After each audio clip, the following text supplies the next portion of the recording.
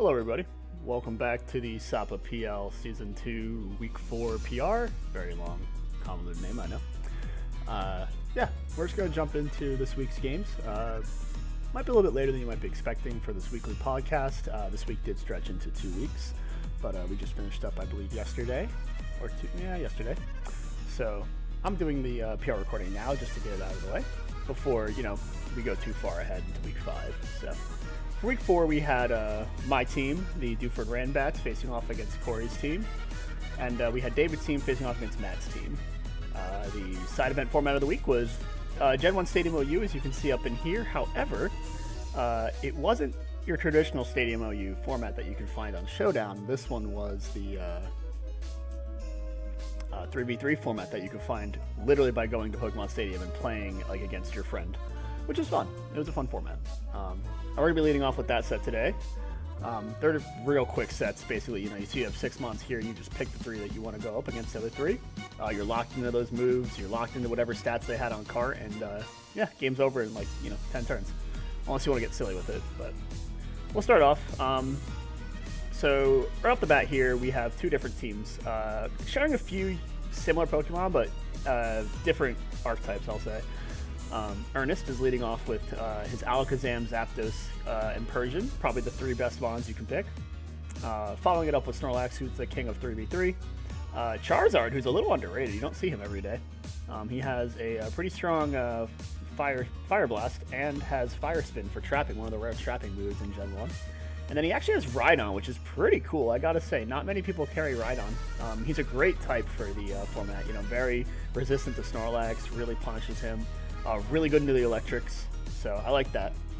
My team, however, has a more balanced approach, whereas Ernest had a couple normal type, stacking on that side, and lacking, a couple flying type stacking as well. My team kept it pretty simple. We had a Snorlax and a Gengar, so the classic Ghost normal typings, king of Stadium. And we actually followed up with Executor for my psychic type over Alakazam or Kadabra, because I personally think he's really strong in a lot of matchups. Having Stun Spore Mega Drain is really good.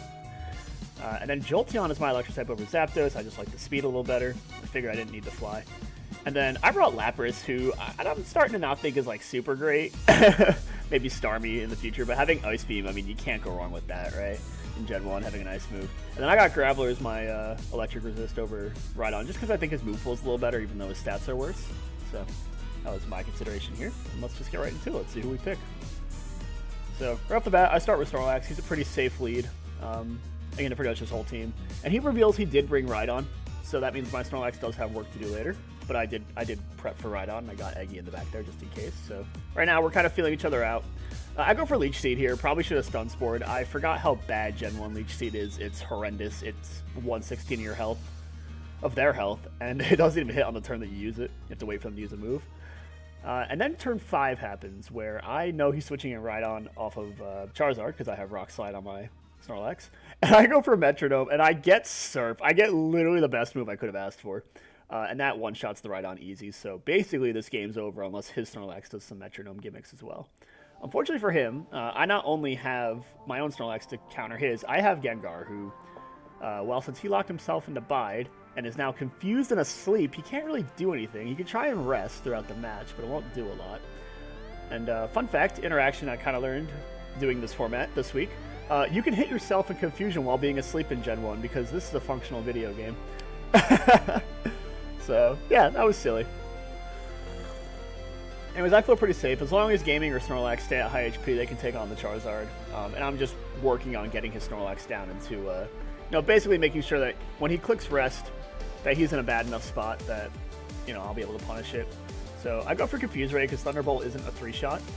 And Rest in Stadium has gotten nerfed from 0 to 6 turns to instead be 0 to 3 turns, making it a lot less reliable. So using moves like Confuse Ray just to try and inflict more status can help. Ernest still attempted to do Metronome shenanigans on Gengar, which is pretty risky because, he's immune to a lot of moves. And you do have Rock Slide if you just want to go for consistent damage with Snorlax. Anyways, I finally get the good sleep here. I break him down in the Thunderbolt range, and he does fall. And now it's just Charizard versus the world, and unfortunately he doesn't even get to do anything because he got crit by a Thunderbolt, which I don't know if it mattered. But I'm sure he would have gotten down to 5% if it didn't hit, and it's just like a matter of Snorlax hitting a rock slide. So getting a really lucky game 1 on Surf Rhydon made this a lot easier than it needed to be for my end. So hey, we take those. You gotta be a little lucky. Going into game 2, Ernest actually brought a whole different team. He brought my team stayed the same. I felt comfortable with my 6. It's a very balanced score. But he ended up revealing 3 EVs, Flareon, Vaporeon, and Jolteon, the 3 you get in Gen 1. Is that Charmeleon or Charmander? It's Charmeleon, I think. Yeah, Charmeleon, Hitmonchan, and Gengar. Fun fact about this team, Charmeleon's actually not bad. He's pretty good for a fire type. And all 3 of these evolutions are pretty fun. Like, they're actually not bad. Jolteon's incredibly strong. Vaporeon's pretty decent. And, well, Flareon, doesn't do a whole lot compared to, like, Charmander, but it does have good stats. So if you were to hit, your big normal move, you're doing all right. Gengar is really good. And then the worst guy in the tier, Hitmonchan. So we'll get into it, see what he brings. I lead Jolteon because I noticed there's no ground type here. I can probably pretty safely hit Thunderbolt. But he did put up Gengar turn 1 and hit me with Hypnosis. So now we're just, seeing, okay, well, what's he want to do here? And he confuses me. I get a lucky turn 0 wake up. And now he starts Nightshading. I'm like, ooh, that's a little too much damage. So I'm trying to break out of the sleep. And I do. So since I get out of sleep and confusion, he's forced to switch because I'm faster. And he reveals his own Jolteon. So a really strong duo off the top for him. But I have the Jolteon Answer 9000. I figured he'd be pretty good for both Jolteon and the fire types. And Gengar, just in general, a very strong pick. So see you later, Jolteon, and welcome back, Gengar. He's going to attempt to confuse me. And I do get it. I do hit through. I do get hit through. And Nightshade does a lot to Graveler. His HP is not that high. And then Ernest revealing that he actually brought 3 guys weak to ground, so my Earthquake play kind of just ripped. You probably needed to bring Vaporeon in the back instead of Charmeleon. But that's okay. It was a fine set. Nothing really to say about set 2. Pretty standard. Just didn't get the lucky Hypnosis high rolls on Jolteon early. Not that he brought a bad team into Jolteon, though. It's probably the best that you can bring into Jolteon. But. Alright, let's move on. We got our next format. So Ernest getting the back-to-back here. He's facing off against Dante this week in Doubles Little Cup. Just for those watching, this set's going to look a little weird because we didn't know it until about Game 3 in the set. Spoiler, goes to Game 3. But Dante brought a great team, but he also did not realize we had a home-ruled item clause on and brought 6 Eviolites, which is why you're going to see things surviving that shouldn't be surviving things. So, Dante, I hope you're listening. We do need to change that next time when we put you in this format, so we'll talk. But otherwise, I think it's a pretty fun set. Both these teams are right off the bat bringing Elekid, which is good for, redirection, follow me. I'm seeing Ernest bringing Grookey Litten, the classic fake-out Grassy Surge, VGC combo. It's still very good, don't get me wrong. I think more teams should bring counterplay to this, though, because without their fake-out support, they're not as strong as they could be. Grookey's pretty strong, but I don't know if the cat's as good as we think it is. If you just don't bring guys that really care about fake-out. But Ernest actually backed it up with a lot of guys that can beat Litten's checks. So, you got your Timber here, you got your Riolu, which could be really comedy, depending on what set it is. And Corphish, the strongest guy in the tier with adaptability, basically free choice band. And it seems that Dante was thinking a few of the same things, bringing Corphish, Litten, Elekid. Brought 2 Dark types and Poltergeist, and I really like the Poltergeist pick here. It looks really strong in this team. And Volibee is just an absolute monster if Elekid goes down. So 2 very strong defensive pieces there. And Pawniard, who we've seen Bishop and King Gambit run through a lot of teams lately. So Pawniard could definitely do it here too. Although without the Supreme Overlord ability, he is just looking to be Defiant boosting, which is very, very good against the Intimidate crew. But as we start off here, we just got to, protect the fake out and all that jazz. I'm not really sure why. If this is heat proof, which I don't know if it is, it's probably hospitality, right? But if it's heat proof Poltergeist, he didn't need to protect there. He could have gone for damage. And we look at that Fire Punch, and because it's Eviolite, that's very likely hospitality. That's my guess, because Timber's intimidated, I believe that. Anyways, more fake out Drain Punch. Ernest going for very standard, 4v4 stuff. That's a lot of damage on that Giga Drain. Wow. Thank you, Grassy Terrain. Very cool. And more Intimidate, so that poor Litten on Dante's side is pretty much done for. consider running Clear Amulet. If you guys don't want to get hit by Intimidate cores, or, you know, if that's something you want to run on one of your 6 guys without the EV Light, or 5 guys. So Litten goes for a huge overheat. Actually does a ton of damage to Grookey, which is cool. And then we see what Ernest is cooking up here. Is double priority coaching Grassy Glide, a very fun combo. Prankster Ryolu is, I think, the only Prankster guy in the tier, so that's cool. Sadly, you cannot follow me coaching. It's a cool tech. And right there, that should have absolutely killed Elekid, but he does have an EV Light on, so. Dante goes for a knockoff there for some reason, and Brave Bird's roll, which completely kills it, which is insane damage. And a little surprised that Ernest didn't try to pick off the Elekid here, instead going for Volibee, maybe a little scared of the Brave Bird. And there's the fake out, very good combo. And Dante, instead of going for Grookey, just kills Litten, respect. And there's hospitality, we do actually see that, so that's a really cool thing. But later, dude. So Poltergeist completely one-shot by a 2-2 Grookey, which makes perfect sense to me. That thing goes crazy, and Dante agrees, so he goes for Brave Bird and kills it. Actually, a little surprised that Elekid didn't go for Follow Me here to take the Brave Bird option off the table. And now Ernest is pulling out his last gun here, which is you know, attempting to hit Corphish with Electro Web and Aqua Jet and all that. But all of a sudden we have a Ditto on the screen, which is pretty funny. You know, 2 of the same mons. Great protect by Dante though. That was actually solid. I'll say that. And Corphish cannot win this 2v1 because the other one's a Dragon Dance Corphish, who is now set up to be basically out of control with a teammate on the field. So, regardless of the you know, outcome of items, let's just say they gentlemen to agree that Dante brought all 6 EV lights, but you know, they didn't know. Even so, it was actually a pretty well played game. Ernest missed a few important Electro Webs. I think he could have gone for more Follow Me, and we're going to see that in the future games, that he does go for more redirection. That really helps. And game 2, we have the same teams, actually. If I recall correctly, these are 2 different games. And Ernest starts off with Litten and Grookey, so straight up getting his double fake out ready, and Dante goes for the same Fire Grass core, but, you know, with his guy instead. Poltergeist in a much worse spot here, however, now that we know that Grookey has, you know, knockoff. But, and that it's not heat proof, so Litten could just Flare Blitz it. So I really like how Ernest played there. You know, accepting. There is one play though that you could do, right? And that's the fact that Litten is 17 speed and Grookey is 17 speed. So if it's not going for fake out, you could attempt to just kill it. Like if you think you can fake out your other Litten, you win the Litten fake out war, you can just kill it with Grookey probably. Depending on your moveset, obviously. Like, I don't know if it gets like a ground move or not. And then here we go, Dante forgetting how fake out works and tries to use it on turn 3. It happens, you know. I also wonder if Dante's, what's his little name, Litten, should be using Parting Shot at this point in its very damaged career. And see you later, Corphish. He should have died there. Thank you, EV Light. So that's a big one. And gets off a Dragon Dance, which is cool, except, like, there's a lot of priority on the board here, so I think he just needed to swing that turn.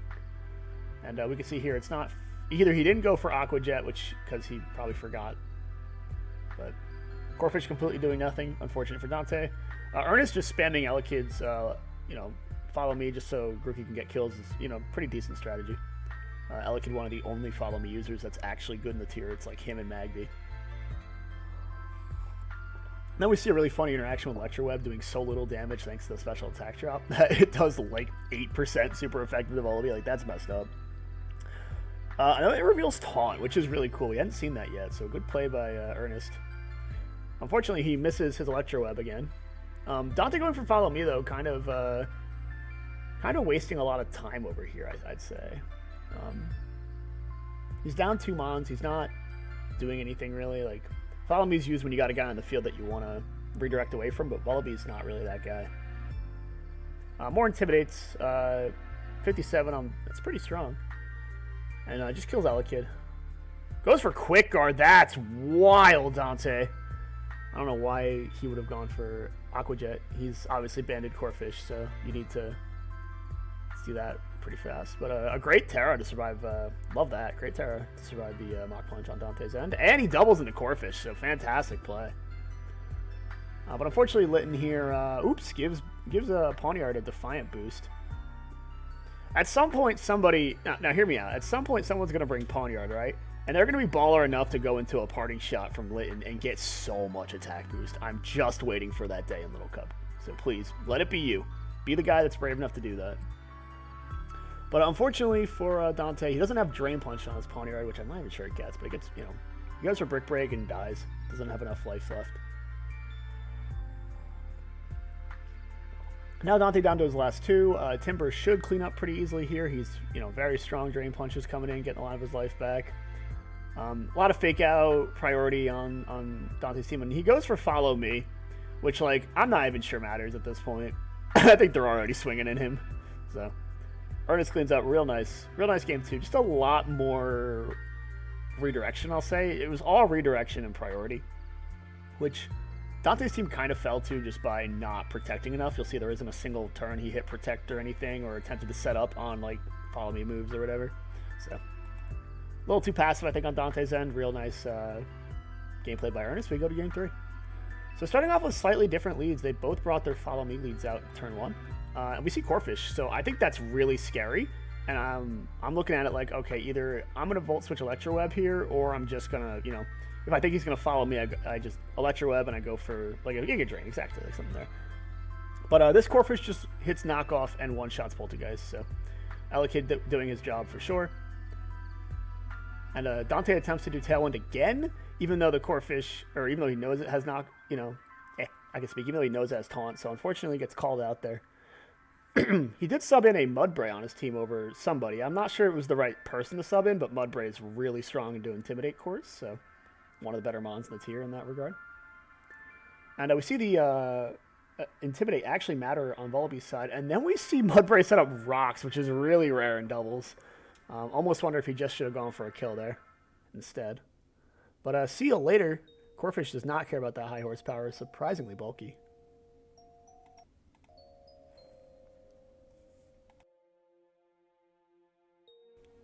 Gets the Grookey off the field, which is nice. But here's the wrong turn, right? We're going to go back to that turn and just peek for a second here. So once Mudbray goes down, which is unfortunate. Dante would have wanted that later. If I'm Dante here, I'm hitting Volt Switch on Corphish. He can't stop me. He already faked out. Right? Instead, he follows me. He uses Follow Me on the one guy that he could have killed. So, I think he overthought just how... I think he underthought how strong Corphish is. Ernest is swinging. Ernest can kill all your guys in one hit now with Liquidation. Now they got it back in. So, and the power of Terra Water, too, which I do like this Terra. Just go crazy. Flinch the Pawniard and just kill it. You see that the Volbeat isn't actually doing anything right now. So it's just wasting time. And then Dante Terra fires it for some reason into the incoming Liquidation. So a lot of strange plays here. I really don't know what was going on. But he did kill Litton with a critical Brave Bird, and that's cool. And if it didn't have, if he just killed Corphish, I think this game actually goes Dante's way. I mean, minus, a few of the facts that he probably shouldn't have been alive on some of those turns. But hey. Cool fake out into Corphish, but it's not going to matter. He's getting coached right back up. And then we see Willow, which I'm shocked it took us all the way to game 3. I think that's super good Litton tech. I know it's standard, but I like the fact that this team that Ernest brought outside of maybe Guts Timber, although it kind of looked like Sheer Force to me. Maybe Iron Fist. You really don't know a Timber. You'd have to know more about the format. But I like that it had Willow, because this whole team hates Willow, really, especially these two. So I like that it was on that set. I think that's a good idea. Maybe more people should consider it. Obviously, you have to give up something like Parting Shot for it, which is risky. So, but it's food for thought. Anyways, Ernest cleans up, gets a nice 2-1 victory. We don't have to worry about redoing the set or anything, so thank you, Ernest.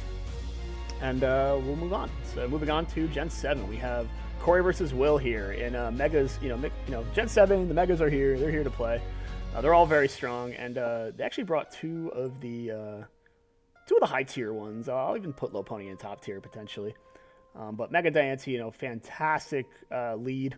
And then Low Pony is just great at beating, more offensive teams, I want to say. Teams that rely a lot on immunities. But looking at Corey's team here, this is a JT team in disguise, which he said I'm pretty sure they had JT this week, and that's why we're seeing like Tangrowth here. Although I'm pretty sure Corey told me that that wasn't the case, and he just thought of it on his own. But I think the inspiration's there from past seasons. Will, on the other hand, bring in a double steal team. This kind of is a regenerator defensive team. I really don't know how to point this out. It's balanced. It's balanced with Mega Lopunny. So we'll see which side comes out ahead. They both look pretty good. I think the biggest issue on Corey's team is that Volcarona I'm looking at right now. There's not a lot to wall it out, so you gotta be careful about that one.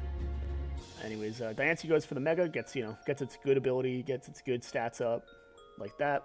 And now we have Volcarona in on Magernia, which is one of the greatest counters to Magernia in the game. That as long as Magernia isn't running like a rock move for whatever reason, which I don't know if it has access to. Somebody tell me in the chat.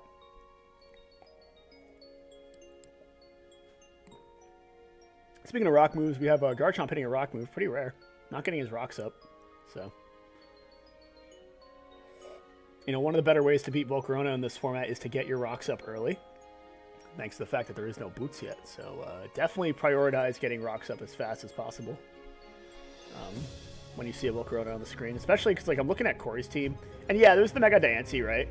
But as long as it's not in the field, that's a hard read they have to make. So, definitely worth a shot. Especially if you have an unusual rocker, you should be able to get him up pretty safely. And just a lot of pivoting right now. Seeing a good knockoff. Knockoff's risky in Gen 7, but it's still a good move to go for. And getting rid of Rotom's leftovers is certainly good. Especially on Pain Split Rotom, who is now just kind of doing nothing. And I hope Will here hit Volt Switch of his own. Good, yeah. Volcarona on, Will's team actually, as long as the Magernia is decently healthy, it's the whole team gets Volt Switched on, so would have been nice. Now, unfortunately for Will, he has Scarf Kartana. Knockoff does about 50. So Volcarona's in a huge spot now, just basically setting up to win the game. And the Hurricane misses would have done about probably 50 as well. So because of that, the game's kind of over. Will's team doesn't have a Hazer. Doesn't have any Unaware. I think that's the biggest, probably the one issue. There's the anti-setup super, right? It's Taunt. And this is probably just a team building issue when Will and I built the team together, was we didn't consider, we kind of considered more on the breaker, that's big Z move time, but what are they going to do when they just can't, when they just don't care about what you're bringing in?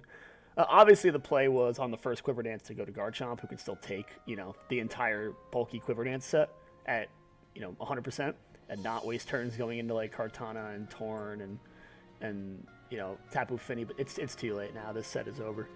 And that's the problem with, a lot of the newer gens, is if you make that one mistake, you just lose.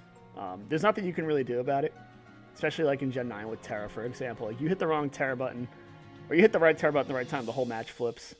So, a lot less chance to regain your momentum. So, food for thought when building more Gen 7. And we see a nice fake out here. We even see the Flame Body come in. Funny. Will's, attempt to just cycle fake outs. Might have done something, but Corey, getting the burn pretty much puts that plan to shame.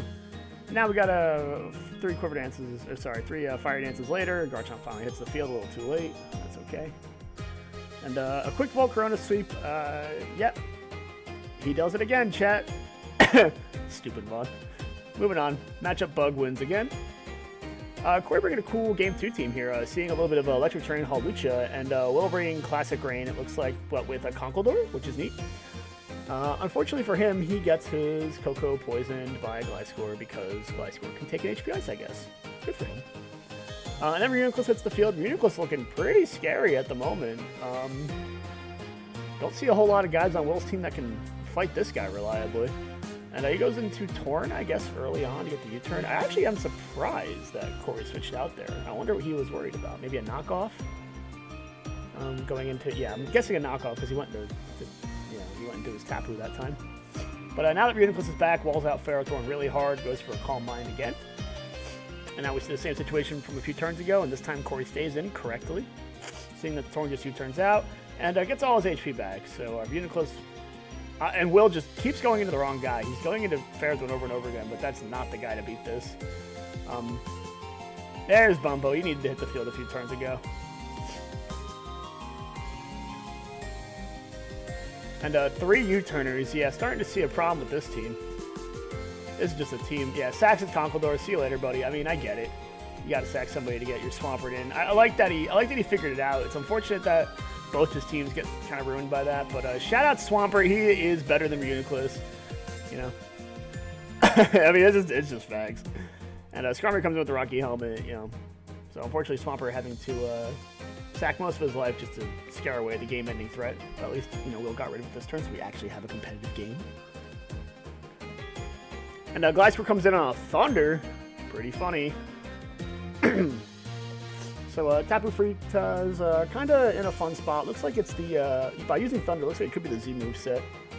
We'll see if he pulls it off here. Now he just goes for a U-turn. And goes into Ferrothor, and I have a feeling I know what happens here. Tapu Koko boosts. And back into Uniclose should take, yeah, it takes 28 from power up. That, yeah, I'm not even sure that crit mattered. It's probably around 28 anyways. So now that the Magic Guard guy is gone, now Ferrothorn's in a really good spot, actually. Not a lot on Corey's team seems to have fire coverage or fighting coverage outside of Hawlucha, so unless he wants to send it in now, that's like his only plan. Greninja could do a lot depending on his coverage moves, so we'll see if he comes in. Corey right now content just to get the spikes up, slow it down a bit. You know, he got Swampert dead on right, so there's no defog, so good play getting at least one spike up. And Tapu Koko comes back in, and here's where he U-turns out. Ooh, I was curious if he forgot. I'm like, I think his Z-moves in at some point. But he finally goes into Hawlucha on the terrain move. Shout out to Electric Seed, making it only a 3-shot with that Gyro Ball, and he high jump kicks. So, boom, huge damage. If I was Will that turn, I think I wonder, like, about sacking the Swampert and letting high jump kick just kill himself. Because look at that, he does it this turn, and, like, now it doesn't matter, he doesn't need to hit it anymore. So it would have been an interesting play to see, for sure. Or at least go into Torn early on. It's a pretty good counter to Hawlucha. So I think saving the Ferrothorn wins that game on the spot there. You go to game 3. But we see a good Toxic switch in by Will. Corey happy and content just to let his Gliscor go from 20 up to 64. You know, Poison Heal's a heck of a drug. And speaking of Ferrothorn, he's back, but HP looks a little low, and for some reason Corey Z moves him here. I don't know what he was concerned about. Maybe he thought his Thunderbolt wouldn't kill. But see you later, 19% Ferrothorn. Like, I guess, man. And we just see the Hidden Power Ice kills Hawlucha. Hawlucha's done its job. He got rid of the counter.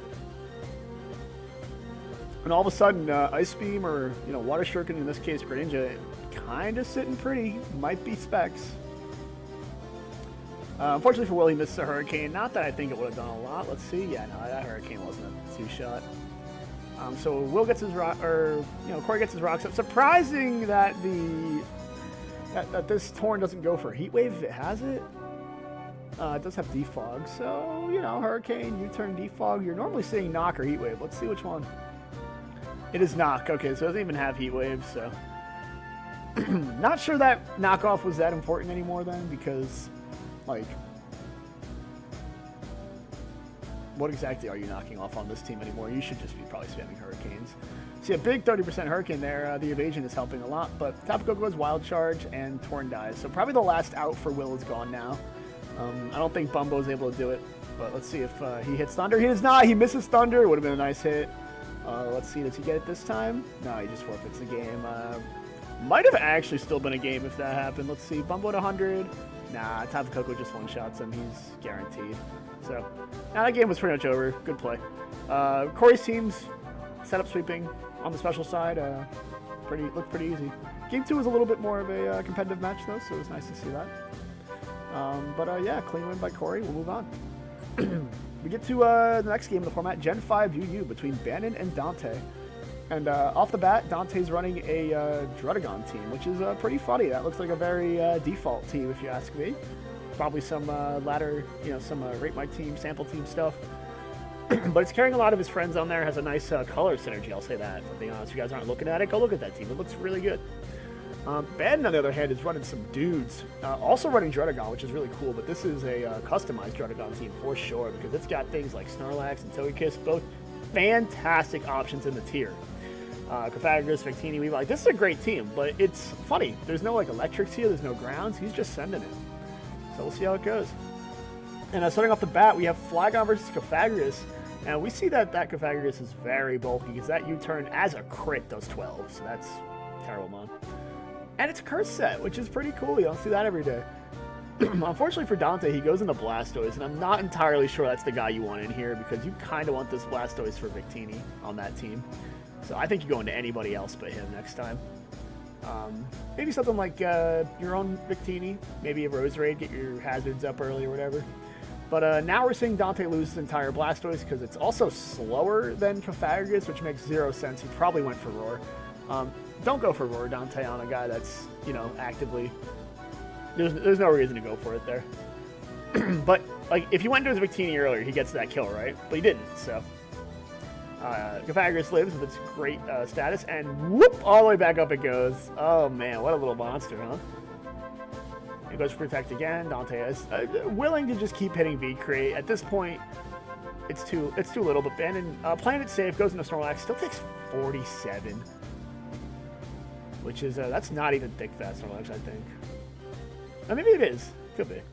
Love to see that return damage. My goodness. Flygon's terrible, guys. I don't know what this guy does. I love him. Don't get me wrong. He does everything right. But, like, when I see him fail to kill a Snorlax without rage from, like, 50, that's just sad. Like, come on, man. Can't you give him better stats, Game Freak? I feel like I've been saying this every week now. Unfortunately for Dante, he goes for Sleep Powder. Another rule is we did ban sleep moves in Gen 5, so this match would have been invalid, too.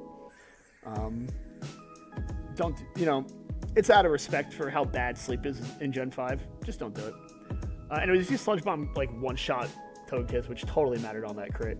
But gets scared out by Weavile, and now Weavile, SD Weavile, faster than Dante's entire team, and every single one of his guys is weak to Ice Dark. I'm pretty sure this game is over, chat. So Dante bringing, I didn't really talk about this in team preview, but Dante bringing 4 guys weak to Ice, against the Weavile team it's pretty much GG's. There's not a lot you can do there. He also sacked every single guy wrong except for this Druddigon, so a little bit unfortunate for him. But luckily we don't have to worry about it like mattering because hey, Bannon wins this game. Which, like, shout outs to Bannon. Love that he did it with his friends, and that's my favorite way of seeing a game win is when you bring your friends. Oh, like he brought like 6 of them. I'm pretty sure every one of those guys is his friend except for maybe like Druddigon. I don't know if he's a Druddigon fan, but hey. Big win for Bannon. Weavile, really good in Gen 5. I think it's really underrated as in our format. I don't think it's underrated on like the ladder or anything or in like tournaments, but I think for us as gamers, we don't use Weavile enough in Gen 5 UU. Alright, let's go into game 2. Alright, so for game 2, these teams are very different. Dante is bringing what looks to be a Sample Rain team using SD Kabutops. I've seen it before. Or at least I think I've seen a variation before. I don't know if it actually runs Heracross and Raikou anymore, but Raikou is pretty fun. One of the strongest guys in the tier, as Ben also agrees with and brings his own. And Heracross is just a really good sweeper. I don't know how well it fits on the rain teams, but it just, in general, it breaks apart UU, so that's pretty cool. Unfortunately for Dante, Bannon kind of bringing some of the biggest Heracross counters out there in Crobat and Escavalier and Rhyperior all together. Just like the combination there is brutal to get around for Banded or Scarfed Heracross, so that's pretty brutal. But as for the team itself, it's a pretty good balanced team, I'll call it. Crobat can do a lot of shenanigans too, depending on the set. So starting off against the rain team, I think it makes perfect sense to bring your electric type out there. Dante doesn't have a single ground type to beat Raikou, and this is not just any Raikou, it's a sub Raikou, so it's already getting momentum on the field. Seeing that Heracross actually lives a Thunderbolt, or lives 2 Thunderbolts, is kind of insane. You don't see that every day. But because Heracross was going for Stone Edge over like Mega Horn, he is forced to not get the kill unless he crits. And now Heracross is dead. But luckily for Dante, Raikou is also pretty close to dead. But he goes for Volt Switch on Raikou, which is a pretty okay move, except that's not going to break the sub. While he didn't know that ahead of time, he certainly didn't know. You know, he probably should have gone for a coverage move anyways. That was more neutral. And then he goes into Azelf and taunts the sub, which he said, oh, cool, I can taunt the sub, but he's already behind the sub. You don't need to taunt that. Oh, no, it's Thunder Raikou and it misses. Yeah, no, this one's already kind of over. Raikou is steamrolling Dante. There's not a whole lot to say, but he roars it out. He actually makes the good play. Wow. Could have done that a while ago. We see Bannon going to Crobat, or get sent to Crobat, and then U-turn out because it's faster, which is cool. You know, good combo there. And 2 U-turns later, and he won. It looks like Scarf Flygon to outspeed Raikou. So now with Raikou gone, Dante's down to 3 Mons. The rain is up. Maybe for 8 turns, maybe for 4. Who knows? And cool Stone Edge there. I mean, you had to go for the kill. And we see Life Orb. So it's Life Orb Kabutops, meaning that Slowking can pretty much hang out here forever, even if he gets flinched, which he does. So we'll see if the Stone Edge here crits. But Dante fishing for another flinch here. Let's see if he gets it. Does not get it. See you later, Kabutops. So Slowbro down to, or Slowking down to 50%. But hey, guess what? That's the special one. So he could take that Hurricane. Maybe consider going to Kingdra, but I think the Kingdra is Specs and not DD, so makes sense that he went into this guy in that case. And then he goes for Tailwind, and I was so confused here. I'm like, Dante, you already have the Rain of. Why do you have Tailwind and Rain? This Kingdra is going at maximum speed. But he's not hitting at maximum power because he did just drop a Draco and, well, is forced to leave. So. And we see Flygon miss yet another kill. And for some reason, Dante doesn't set back. Or Dante. Oh, he gets lucky. Okay, he gets a big confusion hit there. All right, Flygon killed himself. And right here, he needs to hit Rain Dance. And I think he can win that game if he hits Rain Dance there. But he doesn't. And dies. So. And then locks himself into Ice Beam versus Steel type instead of Hydro Pump. But not that it matters because Mega Horn one-shots anyways. But I think with the Rain and a Hydro Pump, if he gets the Hydro Pump kill there, I think he wins if he hits every Hydro Pump. So. It's just a matter of understanding your end game out there, especially versus like guys who are fasting. Like you have a prankster setup guy, and like you have 1 turn left before you die. Like just send out whatever support move you need before you get before they kill you. Like it's a pretty good strategy. But it was a cool game too. I think it would have gone a lot better if Dante played around the Raikou better. But Ben, we didn't even get to see what Rhyperior did, and probably would have been a cool set, but he wasn't too good into this matchup at least. And we don't really know what that Crobat had either, besides probably Brave Bird. So, but Bandit winning again, getting a good 2-0 victory over Dante. Happy to see him get his first win this season. He's had a lot of tough games, so good to see him clutch one out here. And we'll go into the last set for my team this week. We have Ethan versus Tim in Gen 9 NU. And just for starters, Gen 9 NU is actually a pretty funny tier, but it's completely dominated by Slowbro, who we don't see on either team. Watch, he will be getting banned within like 2 days. Like there's no way he doesn't miss this ban. But because of no Slowbro here, this matchup might actually be a little fun. Looking at Ethan's team first, we see Mew, and that's a pretty good guy in this tier actually. Seeing as he can do anything too, he's unpredictable. Usually they stay more offensive over defensive just due to the fact that he lacks soft-willed nowadays. But like, he's so versatile, you really don't know what to do when he's here. And then we see Primeape, so Annihilate Baby coming in here, seeing if he can get some Rage Fist shenanigans off, and then a pretty good defensive core of Registeel, Incineroar, and Screamtail. I assume Screamtail would be defensive. Following off with just a classic Thundy T. I want to have that speed, I want to be able to kill Slowbro. Like, that's why Thundurus is really good right now, and he might even be better than people are letting on. But then Tim bringing in the Evolutions team, very, very classic, very funny. It's actually not even that bad in this format, I'm going to be honest. The biggest issue with Evolution team in NU right now is the simple fact that they don't have any hazards. Having a little bit of hazards would make this team way better. So a little unfortunate there. They have to rely on Espeon Magic bouncing hazards back. But yeah, no, this is pretty much the best 6 you can bring. Debatable on whether or not you actually want like Jolteon or Flareon just for like the Sun team. That's possible with the Leafeon, Espeon, Flareon core. But having Jolteon lets you beat Slowbro. So I think this is the best 6 EVs you can bring. And a fun little secret to everyone watching, Ethan built an EV team too. He just didn't bring it. It was pretty much the same team except Flareon over Jolteon. So it is pretty funny. Leading Jolteon, very Gen 3 style, going into Incineroar here and realizing that's not the greatest matchup for Jolteon, so he leaves. But Ethan going for actually a really good knockoff there. And parting shot on the Curse. So Curse Umbreon is an old set. That's like Gen 2. I know it can do a little bit more nowadays than that. Definitely got a lot better options, but Curse is still like, if you want a bulky setup sweeper, that's one of the better ones to do it. Especially with being able to Terra away from your Dark type if you need to. And we see Calm Mind on this Vaporeon too. So 2 setup sweepers. Calm Mind Vape is one of the coolest Gen 9 techs out there nowadays. It's unfortunate that the power creep has kind of left it behind because I think it's a really good set. Now we're going to talk about how lucky Ethan just got that turn. Give me one sec.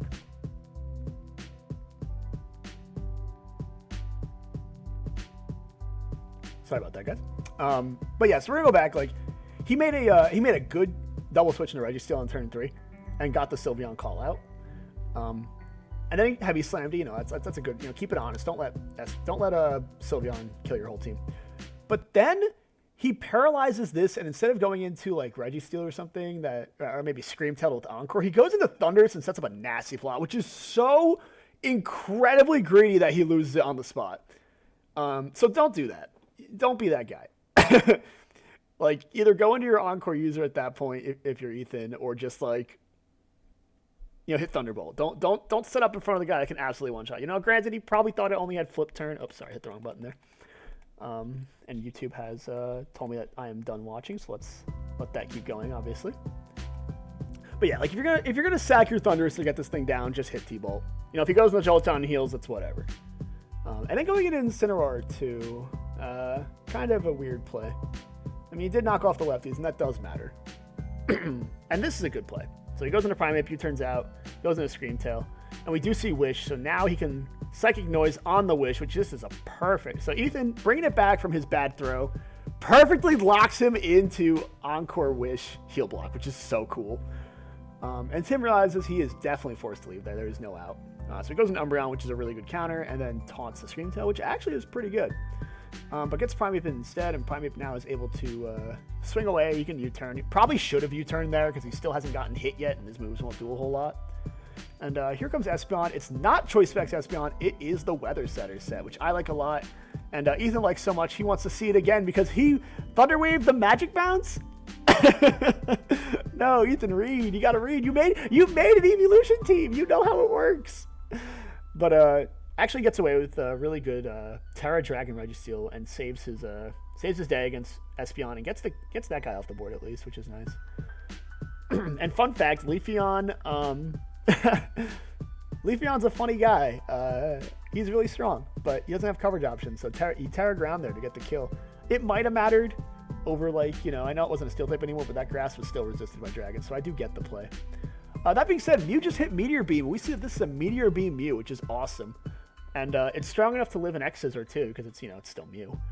And has Psychic for coverage, so fantastic 2 out on Ethan's team there, but Jolteon does clean up with Shadow Ball. Could have hit Thunderbolt too if it won.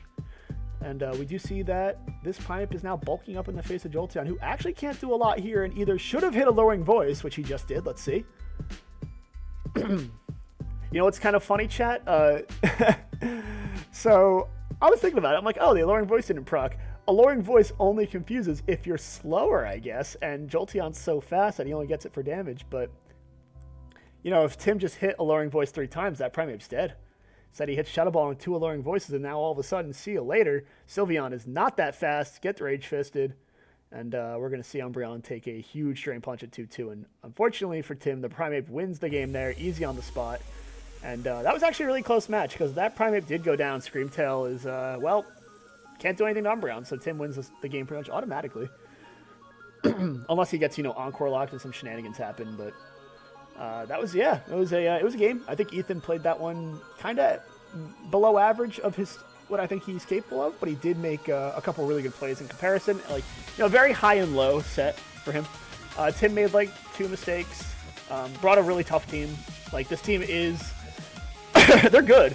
Like, it's actually fine.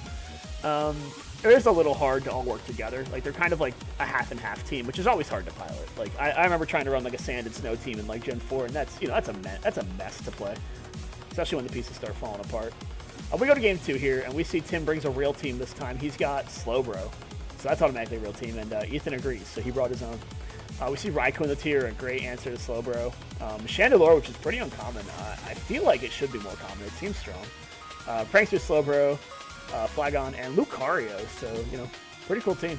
If Flagon goes down, though, Earthquake will beat up this team quite a bit. Ethan, on the other hand, bring in Sylveon, Frostmoth, a couple guys that beat up Eevee teams really well, but don't seem to do too great in this matchup. Dragalbag, Klefki, and a backup core of Unaware, Quag, and Slowbro, so a really defensive team, it kind of seems. Not going to call it stall. It's definitely not stall. Tim with a good switch in here. Toxic's, you know, gets lucky, doesn't get his Slowbro Toxic, and, you know, switches to Lucario on the second one, so good play there. And, well, we see E-Speed Lucario kind of doing nothing. So he has to switch out. And we get into a little prankster war here. And Ethan gets one spike up, which is cool. And then he Misty Terrains here. Tim calling out a Quagsire switch in there. For some reason, it must be Specs because it just switched out there. And now we see Misty Terrain and Specs Sylveon is absolutely insane damage. I thought that was the coolest tech when we made it. Like, it was so funny, suboptimal, but it worked out. And now we see Tim with an even cooler tech right here, which is Terra Steel DD Flygon. Uh-oh. Ethan doesn't have a whole lot for this. Quagsire can't touch it anymore. It's very fast, very strong. But the play is to go into Slowbro here if you have Scald, which I don't think it did, but even so, you gotta hit a Future Sight, right? Like DD Flagon carries, you know, Edgequake, Outrage usually, so you can't let it be you. You can't let yourself be sacking all your guys weak to Edgequake that early in the match. So as we can see, Slowbro can definitely take that hit a lot better. And then Ethan gets really lucky there and dodges the Scale Shot, which I don't know how many hits he would have needed to actually get that. Probably needed like 4. So it's not loaded dice as far as I'm aware. So I don't know. It could be loaded dice. It could have been loaded dice. If he had that, then the miss definitely mattered. Anyways, Ethan with a fantastic luck here with winning that one. And then he actually makes a really smart Terra here. Terra poisons the Slowbro so he can get it all the way back up to full for the rest of the match. Really important. He sees the future and leaves, which I love. And yeah, Sensing Quag. Great play here. And unfortunately for Tim, he has this great Terra Blast, Terra Grass Raikou. I can see it right there. I can just see it. I know that's what it is. But he used his Terra already. And then he lost his Flygon. So, you know, obviously if the Flygon lived, then I think you could win this game. But without Flygon, you have no way of breaking this Quagsire. You have to get lucky with like Chandler at this point. So Raikou, unfortunately, now doing nothing. It has no out. So the Terra Blast does 30 because it's unaware. I mean, he probably checked for unaware by hitting him there, which I get it. But now there's no Earthquake resist, and we do see Shuckaberry Lucario attempt to do it. So some old school Gen 4 tech there, love that. And we have John come in, and this prankster Willow did miss, and that was big. That was important. Just like because it, wastes a turn. It's unfortunate. Now Sableye has to sit here and try again. I don't think it's the damage so much that matters, though. I think it's just like the residual part. Like making his Earthquakes weak, so maybe Raikou has a shot to two-shot him or something. But we get Dragalge burned, and Ethan hitting a Sludge Wave. Adaptability is a heck of a drug, guys. And, Sableye more of a physical defender anyways. And Fire Blast doesn't kill. Sludge Wave does, though. So, unfortunately for Tim, doesn't quite. Maybe should have Shadow Balled there. Just forgetting that it's a dragon type, maybe.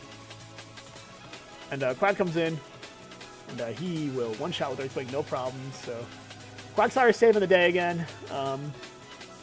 I'll say Tim played a really cool Flygon set. It's just a shame that it didn't kill. A couple unfortunate misses on hit part, but Ethan I think would have been able to clean up with these two in most games if he just didn't bring whatever the set was. You gotta have Scald in your Slowbro. You can't have Mono Psychic. It's not in this tier. Too many Dark types exist. Too many Psychic types exist too, actually. I'll just say that. So. But we don't have to worry about that because he will be banned in like 2 days. So. Anyways, that was it for me versus Corey's team. Now we're going to move on to the sets between Matt and David's team. Now this was a much, much crazier week for these two. I think every single game went to game 3, so just a heads up for you, those of you listening and watching. I know it's a little bit of a spoiler, but they're good sets, so keep your eyes on them. We're going to start off with Chris versus Lily in Gen 1 Stadium OU. Same format. Got that 3v3. They started off playing originally when Lily brought an actual Stadium 1 OU team, like with all the normal moves, like Reflect, Snorlax stuff. I was like, whoa, wait up. You gotta format into Stadium. So I gave her the list of dudes, and she picked a really interesting team. Chris brings pretty much brought every single guy you've seen before from me and Ernest, except he did put a Slowbro here, who's really, really good. I think it's like this is possibly the most optimal team. Maybe subbing out Golem for one of the other rock ground types. This is one of the hardest teams to beat. in comparison, Lily brought a bunch of I'm not going to call them anti-threats, but like, brought a lot of guys that don't look good on paper, but these are all viable mons. They're not top tier by any means, except for maybe like Kadabra and Executor, but they're all fantastic at doing one thing, which is really cool. I like the way this team is built. But it's going to take a lot of work to beat, Snorlax still. So we'll see what happens. And speaking of which, we have Snorlax right off the bat. And Lily going, okay, well, I'm just going to paralyze that, right? All right, cool. Gets the para. Misses the Thunder, which is pretty big, but gets a paralysis to make up for it and decides that the Electrode has done its job. Unfortunately, Self-Destruct in Gen 1 is not as good as it is in Gen 2 onward. It is only 130 base power in Gen 1. It's literally half of an explosion. So that's why it did so little to Snorlax specifically. And Lily learning. Both of these players were learning how each of their mons worked. Like, Lily did not know how bad Leech Seed was. Chris did not know what any of these guys did on Lily's team. So it was a funny set to watch live. Unfortunately for Lily, she gets Sky Attack crit, which I'm pretty sure the crit... I want to say the crit mattered, but it might not have. That is a stab Sky Attack from Zapdos. I think that just one-shots Executor. Unfortunately forced to sack it because her third was Kadabra, and Kadabra has no physical bulk whatsoever, as we can see by this Mega Kick just straight up one-shotting it.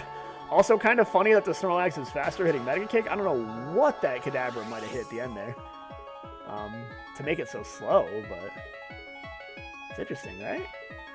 Maybe there's a speed interaction in Stadium I'm unaware of in terms of like being paralyzed and then switching out. I don't know. But yep, that Mega Kick came in and Snorlax pretty much ate this whole team alive. So game 2 comes in, same two teams. Lily, when I'm looking at Lily's team, this is exactly what you're bringing out first. You bring out Kabutops. This thing cannot be threatened by Snorlax whatsoever. Not only is it, has no coverage for it, you have to hit Metronome to get lucky. It also has all the coverage it needs for Snorlax. And fun fact, that submission did no recoil. Don't ask me why. Maybe it had to do with the fact that it got a KO. But Kabutops coming in and getting a crit Mega Kick, they're actually really important. And Chris, instead of Thunderbolting it, T-Waves it, not realizing he could just probably Thunderbolt it. But the crit mattered because Kadabra is right there to clean up. And now we have a Slowbro and a Golduck. So 2 water types here hanging out. Slowbro is much stronger than Golduck, though. But Golduck does have the miracle of Toxic to try and stop it. It does not quite get it. Lily then goes for Disable, forgetting that disables a random move in Gen 1, not the move you last clicked. So, pretty useless move, unfortunately, getting to disable Chris's Disable instead of disabling Psychic, so unfortunate. We do see a very funny crit on Dig. I don't think it mattered. I think regardless of what Kadabra did there, it just Dig spams until, Toxic kills, so... the combination of Digs and Toxic on these two, with Snorlax going down early, because, Snorlax has Rest. It's one of the counter strategy. Gets Lily a Game 2 win. Really, really nice counter by Lily there, bringing Kabutops on the lead. And Chris needs to play around that a little better Game 3 if he wants. And he does. He leads Zapdos, so... Seeing that Lily doesn't really have a lot of electric resist on the team, I like lead Zapdos into her team better. But she goes for T-Wave. You can paralyze anybody in this game that's not a ground type, with T-Wave specifically, right? So just getting it in there, seeing that. Chris attempted to do the same thing. He wants the paralysis. Missing a couple stun spores is unfortunate, but oh my goodness. Lily deciding to make this game a little quicker and trades with a crit self-destruct. And now we see Kadabra versus Zapdos. Zapdos giving a huge special drop, which matters in Gen 1. Because special drops not only affect your special attack, but your special defense. But Chris decided to just say, nah, I'm going to crit right through it. It's a huge crit. And, yep, now it's just Kabutops, but Kabutops lives because of the special drop. So kind of funny. And, well, if there was any endgame that mattered less, Chris deciding to not bring Snorlax's Game 3, bringing Gengar with Thunderbolt. So kind of went for Thunder Spam and having the Grass move. This team would have struggled into Executor if Zapdos went down, but Zapdos didn't even get brought this Game 3, so sometimes, unfortunately, it just be that way. So, Chris, great Game 3, change up there, threw a little off speed, throwing out the Gengar at the end there with no normal types, so that was pretty funny. Pretty risky, but it worked out, Like if Kadabra was here and still alive, it just nukes this thing, for example. So, yep, that's all we got. It was a good set win by Chris. and we'll move on. So we got, starting off here, we have doubles Little Cup between Adam and Matt. And these teams are a lot different than what we might have seen before, especially on Adam's side. That is 6 dudes we rarely see. But we actually see that it's a Hale sample team that runs, for some reason, Mudbray. Probably just because he's very good. Matt bringing pretty much the standard 4 of Grookie, Litton, Elekid, and Corfish. So not a lot of fun on that team. Just a lot of, fake out, VGC stuff. But there is a Drifloon. Now I'm really excited to see what that can do. So, so here we go. We got redirection. We got fake out, and well, we got a snow on Adam's side. Let's see what that does. And starting off with a protect. But, Matt calls that out and just goes for fake out Electroweb instead. But Porygon 2, really, really bulky. Probably has the Eviolite too. Or, sorry, regular Porygon, not 2. Just so you're seeing 2. And we see Trick Room here, which is huge. And then we say goodbye to Mienshao because Adam decides to Terra Fairy Porygon, which is crazy.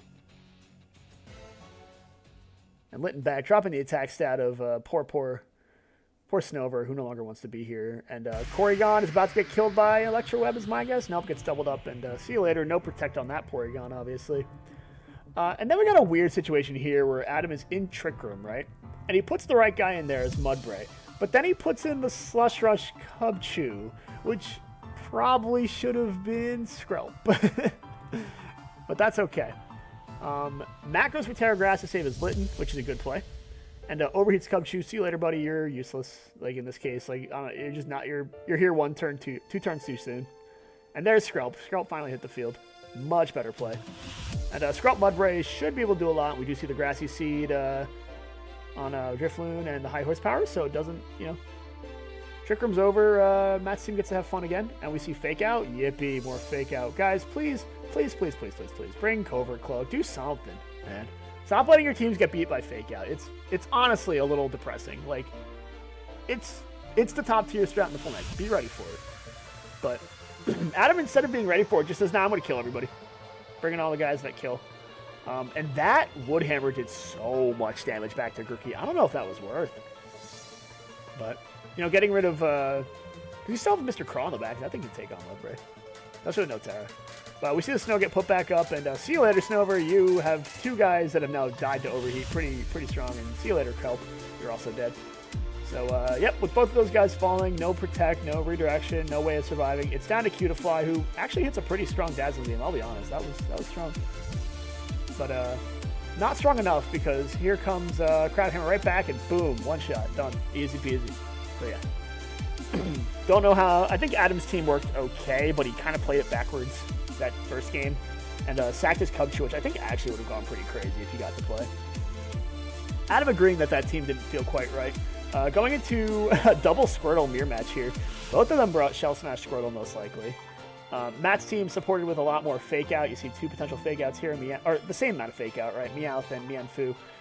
Running a Follow Me supporter in Magby this time, and probably Intimidate in Growlithe Hisuian, it's hard to say. And then you got you have your Speed Control, Anti-Water, and Voltorb. So, it's a pretty solid team on the bat here.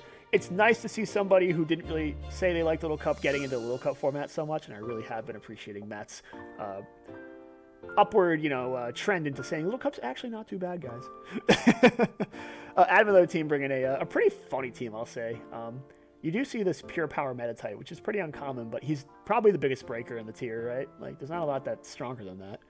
Riolo here with Prankster could be, doing any sort of support setup shenanigans, but also decently strong, fast. Fungus for redirection, for Spore. You got Fluttermane. I'm sorry, Mischievous. You already know that thing can be tanky. That thing's just really strong. Doesn't like fake out. And then you got the Vullaby, classic Vullaby. So Tailwind, Dark typing, all that jazz.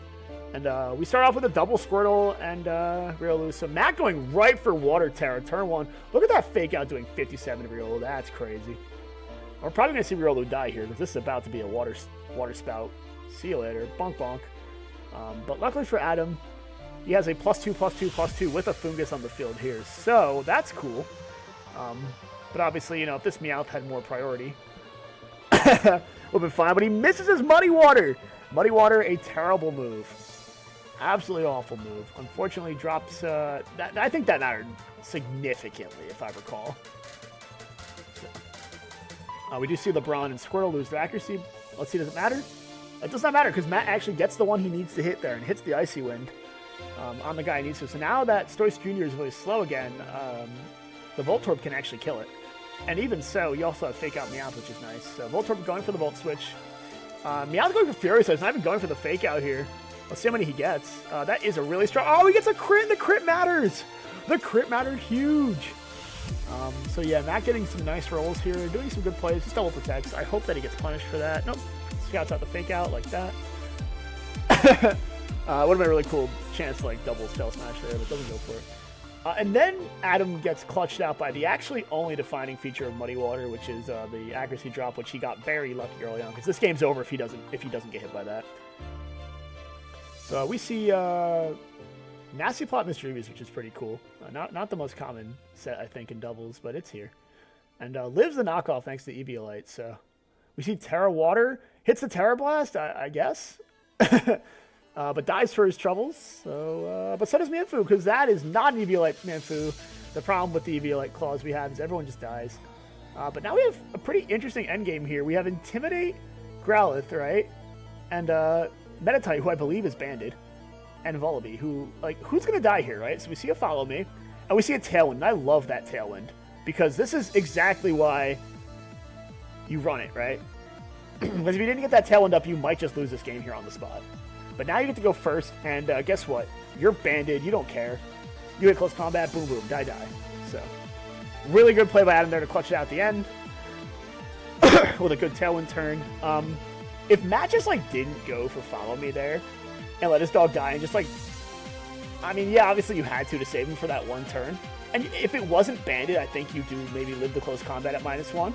So, you know, it's unexpected. I do wonder if he just killed him at a tight, if that Vullaby had enough in the tank to 1v1 the Magby. I don't know if it does.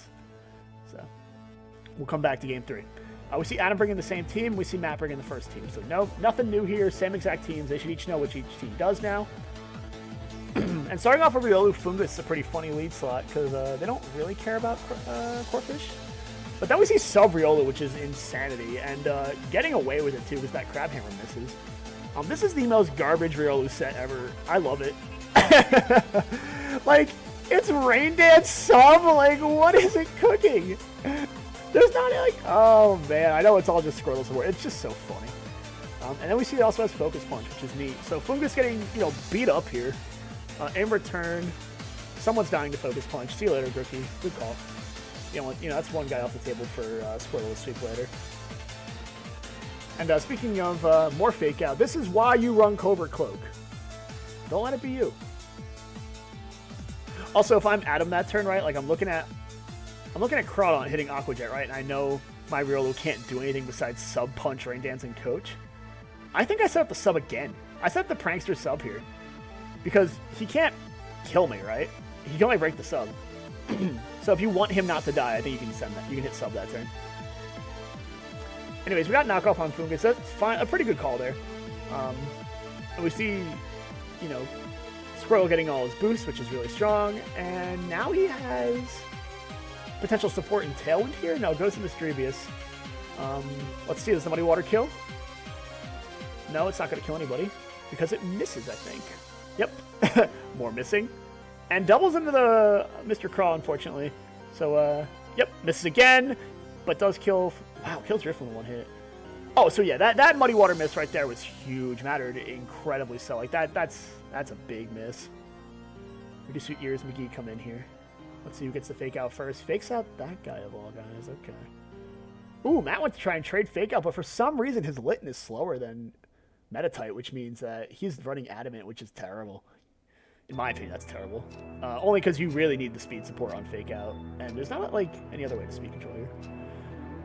Anyways, Matt goes for Electro Web. Adam with a really smart Terra on Squirtle. Just to, survive, basically. And misses a third Muddy Water. Oh my god, I forgot how many of them missed. Because now Squirtle's back down to base speed, so unless he set up Tailwind here, let's see, did he go for it? Is it Tailwind time? No, he knocks. Oh, he just killed a knockout. Never mind. All right, so right here. This is the final turn. I know you don't want to see this, Adam. I'm sorry. But we did not know this was banded until this very turn. And I know it looks like you can just hit Fake Out Brave Bird, but it is way more optimal. If you're going to lock into Fake Out, right, at least you could go for Tailwind, but you also can't really do that either because you're at minus like half speed, right? So you either have to lock a double move here, which is, close combat and Tailwind. But if you're going to use both attacks, Electro Web isn't going to kill both of them unless it gets a really lucky crit on Metatite. So you can lock into close combat instead of Fake Out and just do double attacks. Or if you're going to lock into, you just can't lock into Fake Out. Let's just start with that. You can't lock into Fake Out, right? You lock into close combat and you hit Tailwind, or you lock into close combat and you just start spamming knockoff, because that Electro Web does 28. So meaning that if he wanted to kill both at the same time, you just go for double attack moves. But if you were really, really, really worried about anything else, like, if you were worried about him just killing you with Thunderbolt here, then you can just do it enough. Like, you just do it for 2 attacks over and over again. So just locking in the wrong attack move lost that set. I was going to go into this spiel how about, like, maybe Tailwind saves it too, and then I realized that this thing was at half speed. So actually, Tailwind doesn't win you that game. You just win that game by hitting CC knockoff, which is a shame. It's a shame that didn't work. And if you knew it had Protect, if you remember from game 1 that it did have Protect, you could have hit CC Tailwind if you were not at minus speed, because then this thing can kill on the off chance he didn't hit Protect. But, I mean, that's sad. You really hate to see that. We're not even going to talk about it any more than that. Matt gets away with a really lucky win on that game 3. Just the fact that 3 Muddy Waters were dodged on top of what happened. Yeah, it's just horrendous luck, and I'm really sorry for Adam on that one. I hope he gets a nice bounce back from that and beats Matt in a future week, because that would be a nice karma revenge for whatever god Matt prayed to get that luck, that game 3. Which is a skill, by the way. Just dodge. Anyways, we're going into the next set, which is Gen 7 OU between Hall and Lily. And wow, there's some dudes here. More common than you might think. Beedrill is real. He is pretty good. He's not great. Don't get me wrong. He's not great. He's good. He's okay. On the right team, he can do a lot of work. But it's a lot of support needed. On the other hand, we have Hall bringing Shuckle, which looks like a Jokemon, but is a reliable Sticky Webber in Gen 7. Is a pretty reliable hyper offense Sticky Web user. And speaking of which, Lily seems aware of this and goes for U-turn, turn 1 on Shuckle, knowing it'll put up the webs and that it has a red card, so pretty cool play. But we have Kartana in here versus Lando, and guess what? Even at -1, that does 41 with a Leaf Blade. That's insane. Kartana's a drug. Not banded, not Scarf, just straight up Kartana, and then sacks it. I don't quite understand why you leave the Kartana in on Magernia, because I don't even think it gets a coverage move to kill this thing. Unless it had, like, a Z move. But, unfortunately, you do have to realize you are speed dropped, right? And you're not fast. You're not Scarf. So, the speed drop, if you had, like, Z, Firium Z or whatever, like, maybe that kills? I don't know. But speaking of Z moves, we're going to see Hall pull out his, and Gigavolt Havoc. See you later, Buzzwole. You are not the Magernia answer, and now it's up 2. So, unless this is a Heart Swap Magernia, which we don't see it, it's going to be tough to beat. But yeah, we do see Iron Hand Magernia, which you might be wondering why it's there. It's literally here to beat other Calm Mind Magernia. Magernia is such a problem, and Hall keeps getting big crits. Those crits were huge. But with how little the damage is doing otherwise, you can assume that's an AV Magernia on Lily's side. And Hall gets his web back up, which is actually a really, really good play here, because not only does he get revs, he gets rocks too, because Greninja can't get the one-shot at 50 because, Shuckle's just that guy. And then we do see Mega Heracross here. Does live, which is nice, but takes way too much damage. So we'll see Alakazam come in here, and fun fact, Magic Guard might stop you from, Stealth Rocks, but doesn't stop you from Sticky Webs, so guess what? You're slower than Mega Heracross now. So kind of a throwing away the Alakazam for almost no reason, unfortunately. But with just a Beedrill left and a Magernia that basically dies on entry, everyone's slow, this game is over. So Sticky Web's actually being huge there, keeping the Shuckle alive from Hall's side, so really smart play. I don't know if this team could have handled Mega Beedrill without the webs up at the end there, so fantastic job. We'll go to game 2. We'll see what happens. See how Lily responds. Lily responds with Rain again. Yay, Gen 7 Rain. Classic game 2 Gen 7 Rain. Am I right, guys? However, this team does have something that a lot of Rain teams lack. And instead of running an electric type, it's actually running Tangrowth as its wall, which is, running a double grass core is fine. But having a grass guy that isn't weak to fighting is actually pretty big, I'll say. Tangrowth's one of the better Rain guys, so I like it. Otherwise, very classic. Mega Swampert, Torn, Pelipper, Ferrothorn, Keldeo, a bunch of classic Rain guys. Hall on the other side is running a Mega Mawile, Vikavolt, Uxie team, which is, I don't know how weird that is, but the fact that Lily apparently built a team like that too is so funny. To me, this looks like, I didn't really realize it when I was watching it, but looking at it right now, this is a Trick Room team. Adaptability. You got your Marowak Alola in there, you got Cresselia, you got Mega Mawile, who doesn't need it, but would like it. Vikavolt doesn't need it either, but, can't hurt. And then you got Uxie, who's the fastest guy in the team. So right off the bat, you're going, okay, this is a speed game, right? Speed versus slow. And speaking of slow, we're going to see Uxie get the rocks up and get toxic for its troubles. But now Defog is here. And we do see Trick Room Uxie, so that's pretty cool. And we see rocks go up again. And I think Lily just, unfortunately goes and gets the rain up early. But, trades off rocks for Bumbo. Just roosts here, trying to see what this thing does. And it kills itself. It mementos, which is pretty cool. So see you later, Uxie. And Vikavolt here now, really, really hard to stop. So good switch into, Ferrothorn there. Probably the best guy for the job. Is what I would say, except, hello, Savage Spin out. And not only is that the reason why knockoff's so risky in this gen, because you can't even knock off the Z move, you don't even get the extra power from it. That Z move is going to crunch Ferrothorn. But I will say the crit was huge and mattered. Because now with Ferrothorn gone, Vikavolt is way too strong. And Lily knows that, so Lily starts spamming Waterfalls here. Mainly because Mega Swampert's become the win con now. So Trick Room comes up, does not get the flinch. And then Hall Lunar dances. Hey, well, I guess who's coming right back in, guys. That's right, Vikavolt. Now, I don't know if I agree with that Lunar dance. Nobody was at low health, right? I know you're just trying to kill yourself. I get it. You're here is just to die and set up the Trick Room for the hyper offense. But, unless you think you can break this whole team in 5 turns, I think you can hard switch into Vikavolt that turn and live a while. I think you can live a Waterfall. I could be wrong. I don't know. Maybe the calc said he couldn't. He just wanted to do it safely. But, it's a shame that he killed his last Trick Room setter is what I'm really getting at here. Because Crest might be able to take, one more chance at Trick Room up against, Pelipper, who looks to be defensive, for example.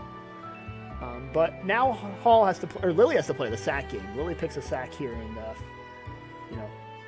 plays around the last turn of Trick Room by going to Pelipper, because you can't hit Thunderbolt there. At best, you can hit Bug Buzz, but I think Energy Ball is way safer.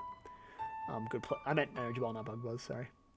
We see Energy Ball killing Pelipper, so now the Rain is off the table. Both Rain and Trick Room off the table. This game is going to end very soon. Hall deciding he's sacking his Marowak. Doesn't need it in the Rain team. I like it. Getting Intimidate Mawile here, and then Megaing to have the much stronger play here. Really, really good play. Would have won him the game probably, but he gets flinched. So, see you later. Unfortunate. Jirachi posting at this moment with our flinch hacks, but hey, guess what? Crawdon cleans up in the ring pretty nicely, right? Is what I would say, except there is a Keldeo here. And Hall did play the 50-50 of whether or not he would switch to his Vikavolt, but seeing it's at 58%, he did need it at max HP, and was probably hoping that the Keldeo was Specs, but seeing that it was leftovers, that game is over as soon as, the Vikavolt doesn't get the win again. So I think the only thing I would have maybe considered doing differently in this set was maybe keeping Cresselia alive to try one more Trick Room against, maybe trying to get lucky against Torn if it misses if U-turn doesn't kill or whatever. You just gotta be careful when you're sacking your Trick Room setters that hard. You're going super hyper offense, but it didn't quite work out. You got to make all the right plays and reads. So we'll move on to game 3. That means so now we have we're gonna flip this viewpoint around so we see Hall's team on this side again. We have more standard Gen 7. Is what I would say, except there is a Mega Altaria here, which isn't terrible. I'm gonna be honest. It's good. It's fine. You gotta play it right, but it's fine. Very strong pixelate moves, great typing, fantastic typing. Not even just great typing, fantastic typing. On Lily's side, though, this is an aggressive team. This is all gas, no brakes. I don't see a single wall on this team. So this is a hyper offense team on God. And I don't know how you beat that as Hall's team. I think you have to. I think you have to get the rocks up on this team quickly, right? Get the rocks up and then just like, how much priority do you have? And Hall agrees. He goes into T-Tar turn 1, probably for rocks and sand setup, right? And Fusion Bolt from Kyurem does nothing. But he misses Stone Edge! Oh, that would have been a lot of damage if he got that Stone Edge. And not only that, he doesn't even get Rock Step or anything because he loses his T-Tar to Sub-Zero Slammer, which I think is the standard Kyurem Black set nowadays, Freeze Dry Z ICM, so you do have to be aware of that. Wonders if it has Earthquake, but doesn't realize it does get Earth Power and loses Magnezone, and that's two guys dead way too quickly. So 2 turns in, 2 dead. And Mega Altaria, that's not the guy that can take an ice move. So Hall losing basically half his team to 1 guy on a hyper offense squad is kind of spelling disaster for the rest of the team. Obviously, this all kind of started from a Stone Edge miss, and it's snowballed down. But that's just the unfortunate part. I like Lily's lead, actually. Outside of T-Tar hitting that Stone Edge, like, there's nothing on this team that wants to take ice. And then with the Terravolt, Rotom can't take the ground move. So, like, this is actually the perfect team to bring Kyurem Black into. Kyurem Black, jokingly, everyone's like, oh, he's bad, doesn't have ice moves or whatever. But no, this is the perfect squad for it. This is why it's still good. Sometimes it just breaks apart these balance teams. It's just so strong. And speaking of breaking apart balance teams, hello, QD Volcarona. Wow, look what you're doing. You're sweeping with Hidden Power Ground. That's cool. That's pretty cool, though. The nerfed Hidden Power Ground, not something you see every day. But yeah, no, Volcarona sweeps. We saw both Gen 7 games kind of just lose to Volcarona. So I think we have to take our mentality away from don't build teams that lose to Rotom Wash, because we haven't this season. I'll be honest. You guys have done a great job with that. But don't build teams that lose to Volcarona and by extension Magernia, both of the big Calm Mind sleepers. Calm Mind is such an issue in this tier. I think you have to be ready for it in some format. And Quiver Dance is just, the extension of that comparison. So, yeah, Hyper Offense crushed this balance team. Wasn't even close. Just all on the back foot, no ability to bounce back. And I don't think that was really a problem with Hall or anything he built. I think that's just the game plan. This game happened. As soon as the Stone Edge missed, like the tumbleweeds start. But yeah, let's all build teams that don't lose to Volcarona. I think that's our new, potentially my new, 2 weeks from now, I want to see that. I don't want to see Volcarona sweeping teams. I hope you all bring it. I think it still will sweep teams. I think it's just that good. But let's see how much counterplay we can build up in the next few times we see it, right? All right, I'm going to quickly get another cup of coffee. We are going to look at Aaron versus David for Gen 5 UU. Up next, you can take your guesses as to who's leading. Spoiler alert, I think I already know. But as for the teams themselves, they're pretty cool teams. They're both bringing Fire, Water, Grass cores, slightly different variations, right? You got Victini on David's side, just the absolute beast that it is. But you also have Milotic and Arcanine on Aaron's side, which is pretty cool. And Shaman over Verizio, these are neat guys you don't see all the time, but they're very strong in the tier. In comparison, both bringing Registeel, both bringing Azel, both bringing a Psychic-type Azel. It's a very, very similar teams outside of the Ambipom Hitmontop. So I like it. I do like it. We'll get right into it. Give me about 30 seconds, not even, like 10 seconds, right?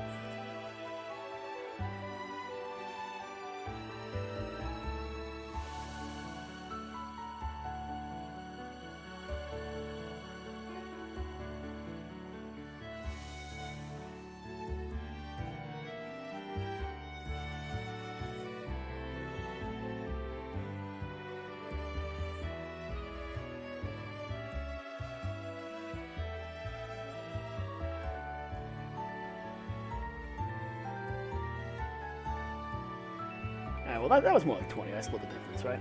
Let's get into it. So right off the bat, I'm pretty sure David's leading, Hitmontop, or not Hitmontop, sorry, Ambipom. So I like Aaron's lead of Hitmontop there to, attempt to intimidate it, but you realize it's not Intimidate, so that can only mean one thing. This is Technotop.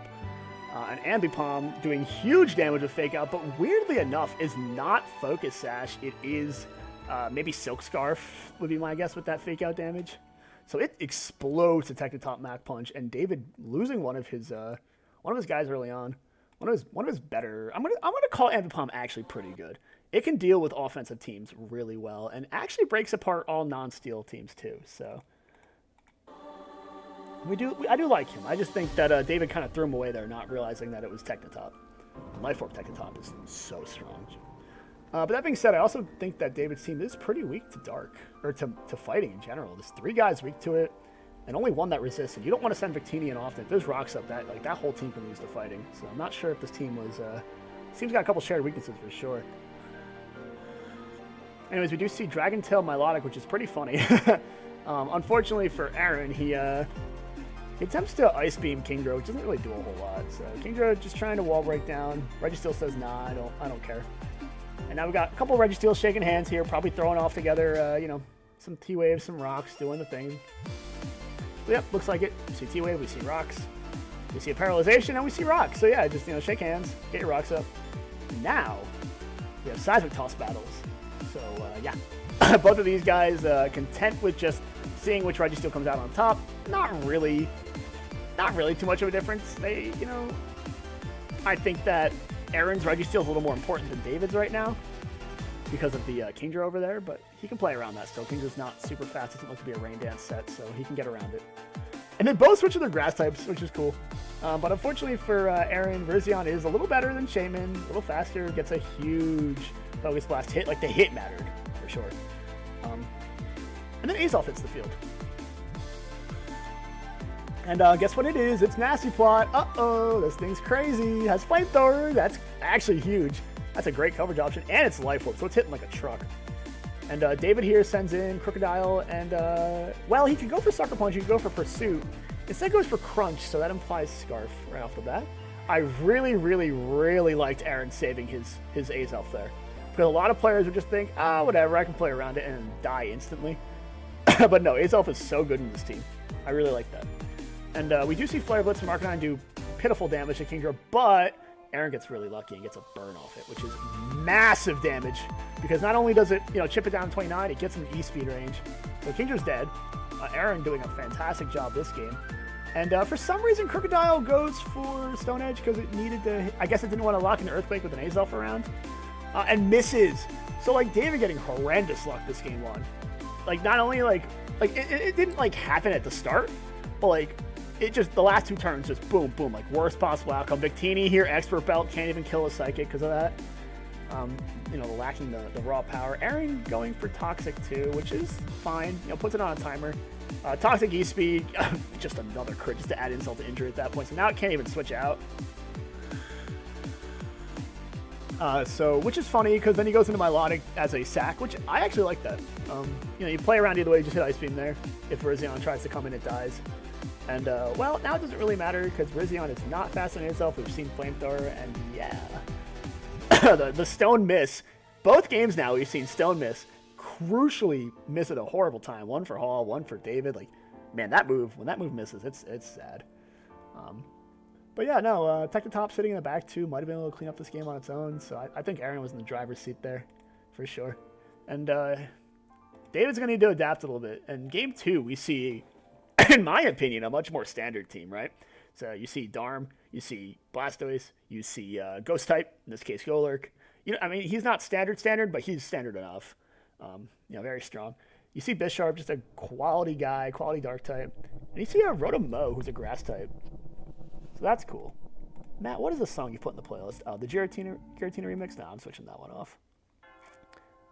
Yeah, that's more like it. Okay. And Altaria. Now, Altaria might look like the, you know, the classic, like, agency play, which, hey, I respect that, by the way. I really do. But he's actually not too bad in this tier, being one of the only dragon types around that's, like, you know, able to do something. So I do respect it. No fairy types yet either, so dragon types are pretty decent. On Aaron's team, I don't know what this team is, I'm being honest. It's three, you know, you got two fighting types, you got two ghost types, Azumarill, Roserade. Like, that's a team. And honestly, it's a pretty decent team for not carrying Victini or Darm. So we'll see what happens. Unfortunately, Roserade can't sleep, so it's only here to set up spikes. And you know what that means? That means that Darmanitan pretty much has free will to spam Flare. Because look at that. That's not even banded. That's Life Orb Sheer Force power right there. And Aaron only having the one fire resist on his team means that he is in a lot of trouble if that Azumarill goes down. Gets a huge Aqua Jet crit there on Blastoise. You know, that's also one of the bigger threats on David's team for Azumarill, so that's nice to see. We do still Roserade get a second layer of spikes up, which is pretty cool. Because Darmanitan is one of the guys that, that you know, you win by just letting him kill himself. And fun fact, Mummy takes away Sheer Force. So when David U-turned here, he took life orb damage before he left because of that, which is, I didn't even know about that interaction. That's awesome. Really funny. Unfortunately for David here, or for Aaron here, he has a Pythagoras, right? And Pythagoras, these sets are getting a little predictable in my opinion. They run Willow, they run Ghost Move, and that's it. So he brought a really cool sub Bisharp that completely walls that. And Aaron doesn't have a way out. He doesn't know what to do. So right here he goes for Shadow Ball and goes like, oh, I'll break it, right? Doesn't break the sub. That's a problem. This Bisharp's going crazy. But then he suckers and hits Haze. So you know what's I'm looking at right now? I'm looking at David's move pool. I'm seeing sub, SD, sucker. And my guess is his last move is low kick. Because he's not running Iron Head, apparently. Or just Mono Dark, right? And I go, oh my gosh, he doesn't have a way to hit this thing. Unless, like, Aaron specifically... Unless Aaron specifically wants to just hit his sub over and over again. Like, he doesn't have to do anything. Goes for Pain Split, thinking he can hit through the sub. Doesn't though. So, if I'm Aaron here, I'm actually stuck. Like, he said, I'm not going to do it. I'm not going to be the guy that just stalls out that whole game, right? And I do respect that. But, like, stall out the whole game. Or you have your other ghost type. Go into that one if it has better options for it, because you don't have to hit this guy. He reveals low kick here, which is great Scrafty coverage. Don't get me wrong. You don't have to hit that Bisharp. And as cool as the set is, I really don't agree with David's pick of Sucker Punch on it. I get it. It's a really good King Gambit idea, and I really do like it, right? But, like, Clefairy and Misdrevious, or Mismagius in this case, sorry, are, like, maybe top 6 relevant Pokemon in this tier. You have to make sure you have ways around those two. And this team does. It has good options for it. But he really put out an interesting Bisharp set. I don't think I would run that set, but it did work for him. He got the Scrafty kill. They can't, at the moment we see that Clefairy and Mismagius can't seem to touch his sub too reliably, so it would be quite a stall game, which is funny. Unfortunately for Aaron, he just sacks his Roserade and sacks his Mismagius to Shadow Punch Golurk. Rocks are up, so Clefairy dies on entry, so while I was talking about that Bisharp set, his whole team died. In return, he did get up 3 layers of spikes and crits a waterfall. Aaron has the scope lens on his gamer today. On his headset or whatever he was on that day. He literally put him on his face because I think every hit with that Azumarill has been a crit so far. Oh, we see Mienshao go for a really cool Stone Edge coverage. So Altaria did literally nothing this game, unfortunately. As I was hyping it up at the beginning of the game, Mienshao had coverage for it, so it died. And I would say this game is interesting, except Mienshao doesn't have a move to hit Golurk, that means, because, high jump, kick, Stone Edge, U-turn. On a Ghost ground type, you don't usually carry a move for, you don't have, I don't even know if you have, you can't even run knockoff. It's not like, you can, but it's not the killing move, it's only 20 base power in this gen. So, won't do anything to Golurk. So Golurk cleans up. What do we learn from Aaron's side? You probably should have just played that Clefairy stall or go into Mismagius and start setting up nasty plots on the sucker punches here, right? Way better play than letting your Scrafty die. Because Scrafty can clean this team, depending on the set. So, David gets a good win. I mean, I have nothing to say bad about it. He got unlucky with his Blastoise, right? And Altaria didn't realize it would have Stone Edge and all that jazz, but I think Aaron could have played that one better. So we go to game 3.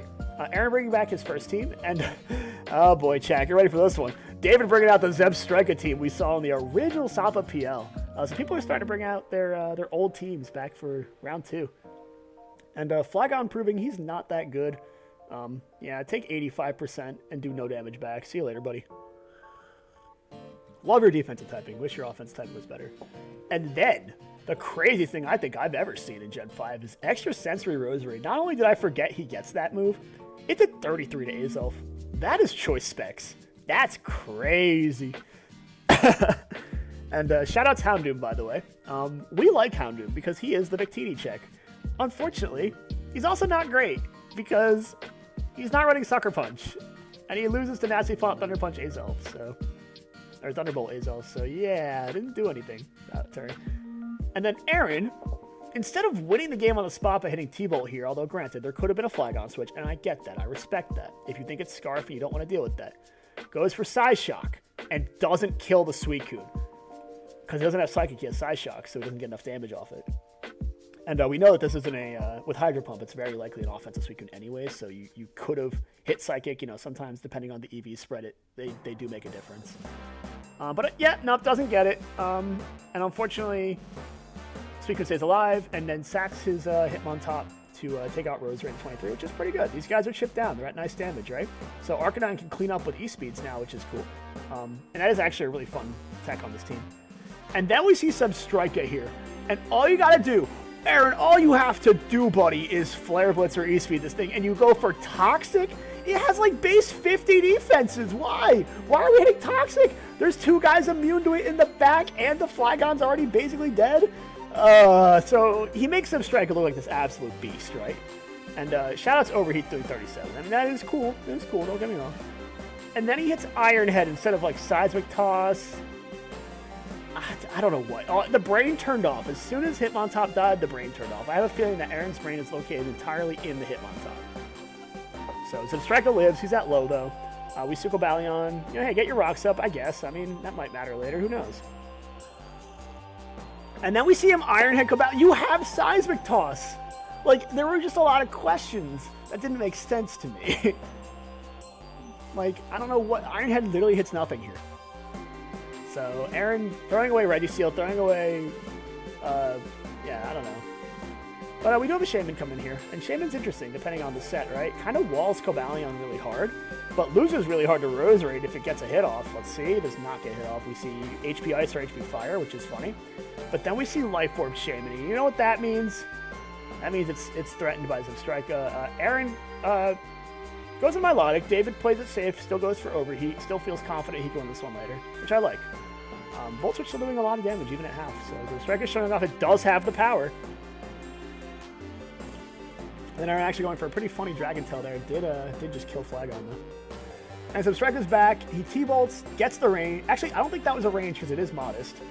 And now we see Arcanine taking way too much rocks damage. I forgot to mention David's ability to put up rocks early was pretty good for him, so I like that. But now that we see, you know, Cobalion and Arcanine here, oh well, like, Aaron's team starting to fall a little bit too hard. And Sacred Sword doing 27, not enough. Does he hit? No, he synthesis, which is good. So, proving that it does actually have a healing move, you got to hit that healing move again. Because the only way Substrika is able to kill you is if he hits Overheat. And if you were high enough HP, you can just kill the Cobalion, but instead you kill yourself because you took too much damage, and now Arcanine is slower than Cobalion and just dies. So Aaron's kind of messing around here. Actually, just unfortunately for him, through the game, but David really happy to get that Zebra win. And honestly, like, it was the guy that probably spent the most time on the field, unfortunately. So it looked really good. But David, I gotta say, if you're watching this, good job on your Zebra win. I'm glad you clutched out. I know it was a struggle. It was a stressful match. Excited for when you bring Meganium in 2 weeks, if you're playing the format again. But yeah, guys, I gotta say it, Zebra wins. We have to accept that. He's undefeated. No one can stop him. So it is what it is. But the final set of the week we're going to get into, which is Gen 9 NU, and this is a set between Jordan and Chris. We're seeing a couple guys we've seen before.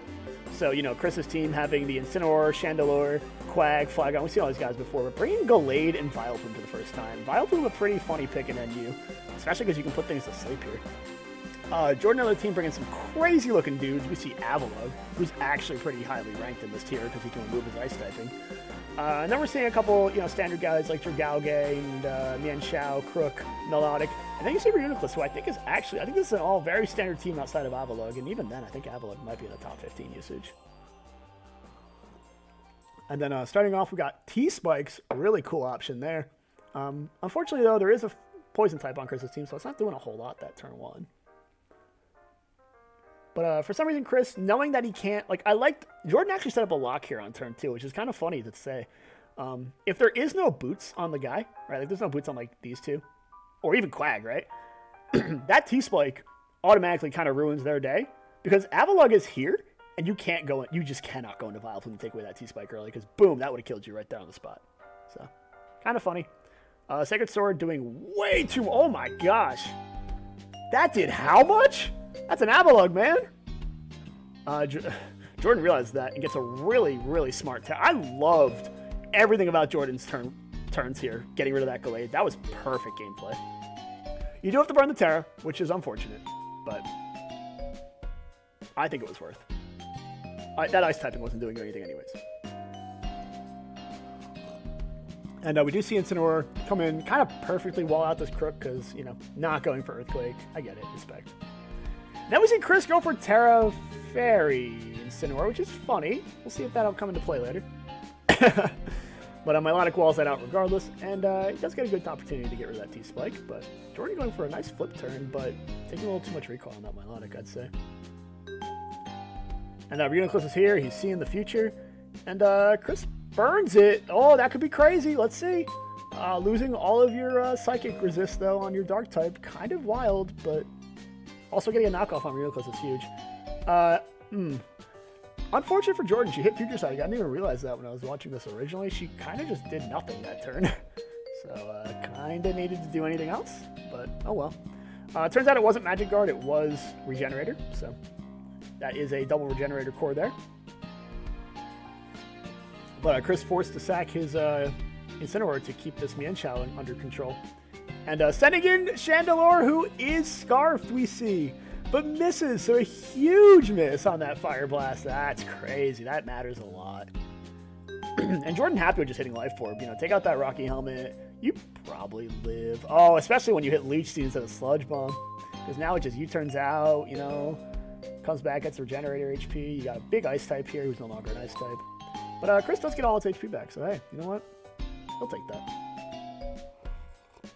Wow, and an important poison too. That's going to make those recover PPs go down really fast. So the combination of Strength Sap, Leech Seed, and Sludge Bomb, good combo right here. Jordan's team doesn't have a whole lot to deal with that. Oh, but its fourth move is Giga Drain, so guess who can deal with that? Dragalge, who puts up the T-Spike again and drops a Draco. Watch out, Quag. Adaptability Draco is crazy, and for those who don't know, if Quag is unaware, that Draco is just as strong as it was originally, so while he does dodge and gets a really lucky dodge. Oh my god, he got the double dodge! Oh, he didn't even try to kill! Oh man, so Chris here not realizing that, since he is unaware, that Draco's still going to do about 85% and hits recover that turn. So he actually got lucky both turns to dodge that. And then Jordan doesn't even try to kill again, just goes into Crook. And he spikes! Oh my god, no way. Chris, what are you doing, man? You're crazy. I don't know why does Crocodile not have Earthquake? It's playing like it doesn't have... Oh, well, it's a Quag. Gets a Rocks up. That's fine. And then spins away all the spikes. Yeah, so Chris here is sitting really pretty with this Quagsire, except he has to watch out for Toxic. So if there's Toxic anywhere on this team, that Quag's in trouble.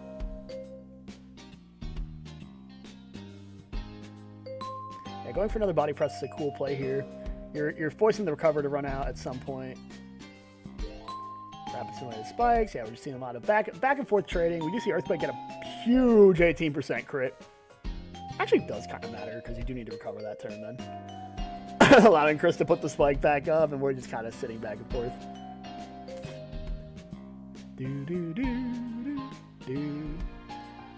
So if I'm Jordan, right, I'm spinning this turn here for sure.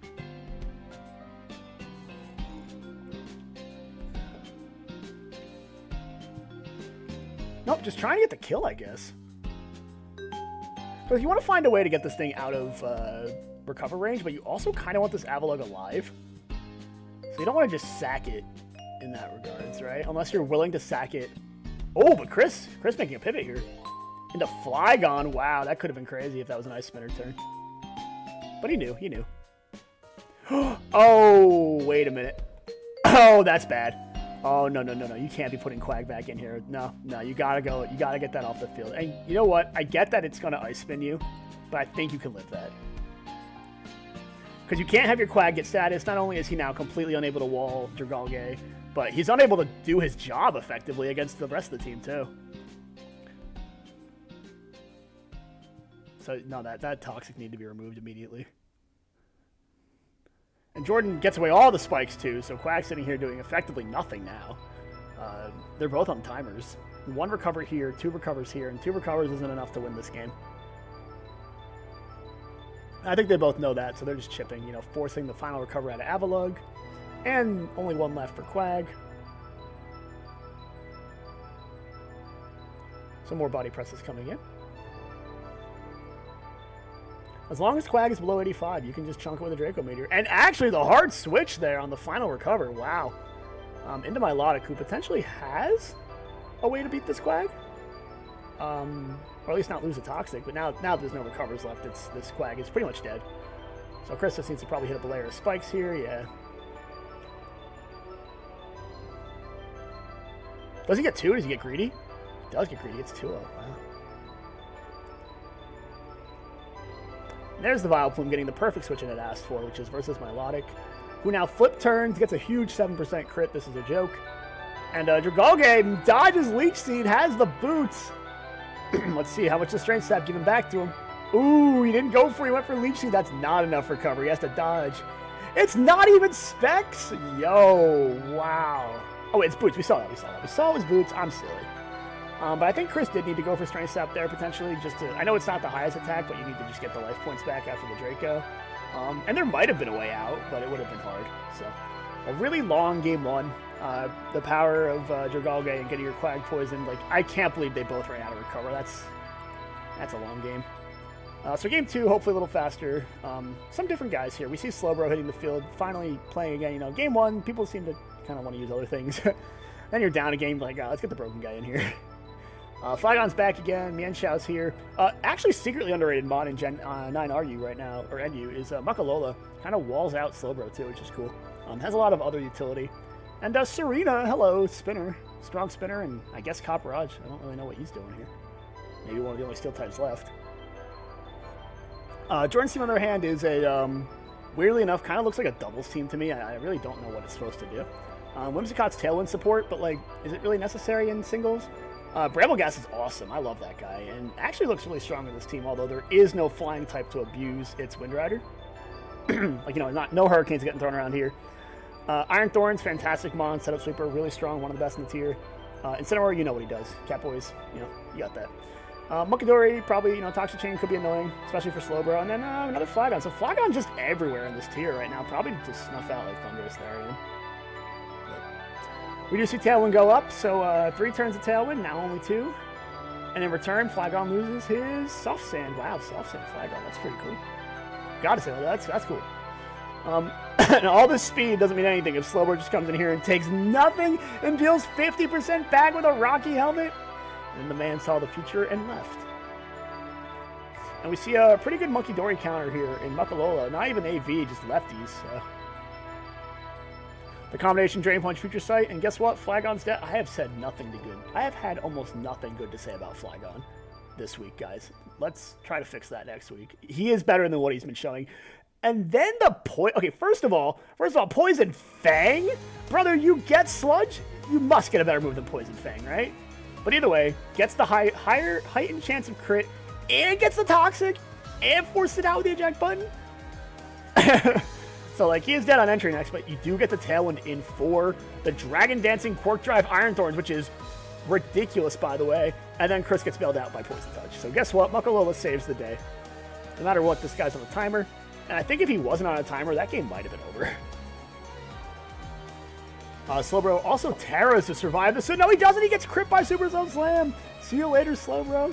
But the combination of Poison and Rocky Helmet saving Chris right now. But also, I think we just saw Choice Scarf Mienshao come to play because that actually saved me. Didn't need to sack these guys if this guy could get in safely. So he did have an answer basically the whole time. Jordan very unaware that thing's Scarf. You don't see that every day. You usually see Life Orb Regenerator pivots around, you know. Anyways, sacking Whimsicott, good play there on the knockoff, and Incineroar comes in against a team that no longer has a Fire Resist, or a Dark Resist, sorry, a Fire Dark Resist, but unfortunately, Jordan with the really, really, really smart play, Terra Dark to win the Earthquake, and that just gets crit. No, it's over. Then again, this is a choice banned Flygon, as we can see based off that 62% it just did to Brambleghast, and by the Poltergeist here. So I don't know if that crit mattered, but I have to imagine it did, right? Anyways, we got Shadow Sneak trying to do some damage here against Serena, but guess what? It's Queenly Majesty. It's not care about your priority moves. And Funky Monkey versus the World, I don't think he has it in him. But he does. Oh my god, Jordan went for Focus Blast. She's better. She's better. Is what I would say, except, you know. See you later.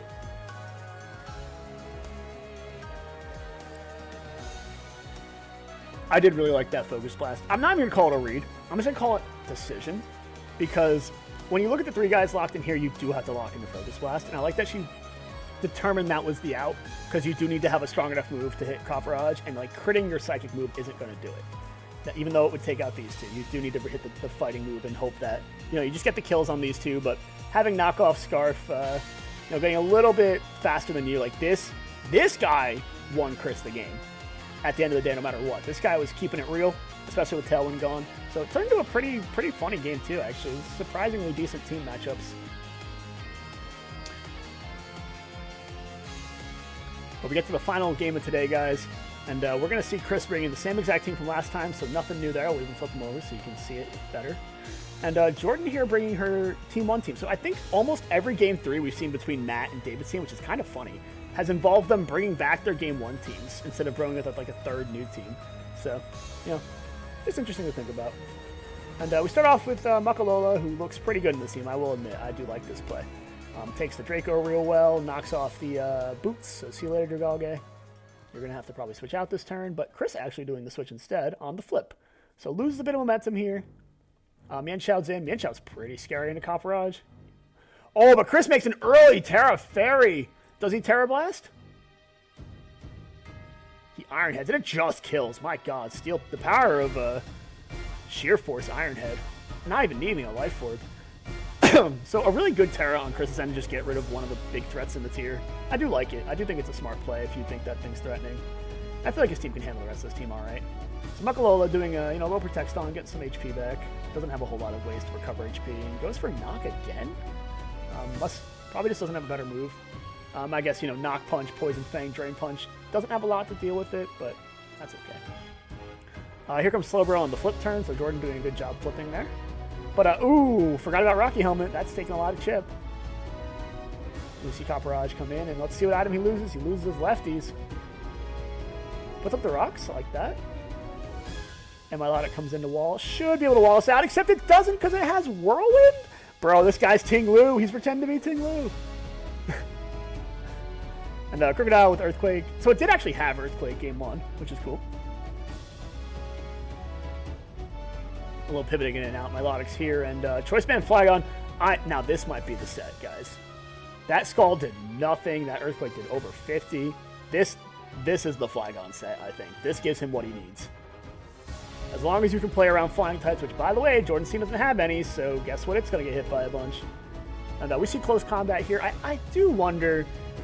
This might be Scarfed, so, I don't really know if I'd hit close combat in this case, because it's not really hitting anything super effective, and I think you can lock into knockoff a lot safer if it has it, because while you don't hit Copperage, you're not hitting it with close combat either, and you can't hit Earthquake, so I don't know what the 4th coverage move is, but I think if you hit knockoff there as Jordan, you're in a safer spot to try and make the comeback here, because you do still have to deal with the Slowbro too, who's annoying the team really hard. Speaking of knockoff, she's been hitting knockoff a bunch, getting a lot of leftovers removed. Let's see here. Oh, huge knockoff back. Let's see if it gets poisoned. Nope. Throwing out the Future Sight's interesting because you have to force this thing out this turn. And if you can't do that, which you can't because it can protect. Ooh, yeah. No setup sweeping here. Yeah, no. Good play by Chris. But does... Oh my gosh, he lives the Scald thanks to the lefties. Gets the knockoff. See you later, Boots, Milotic. But Jordan getting a nice burn there.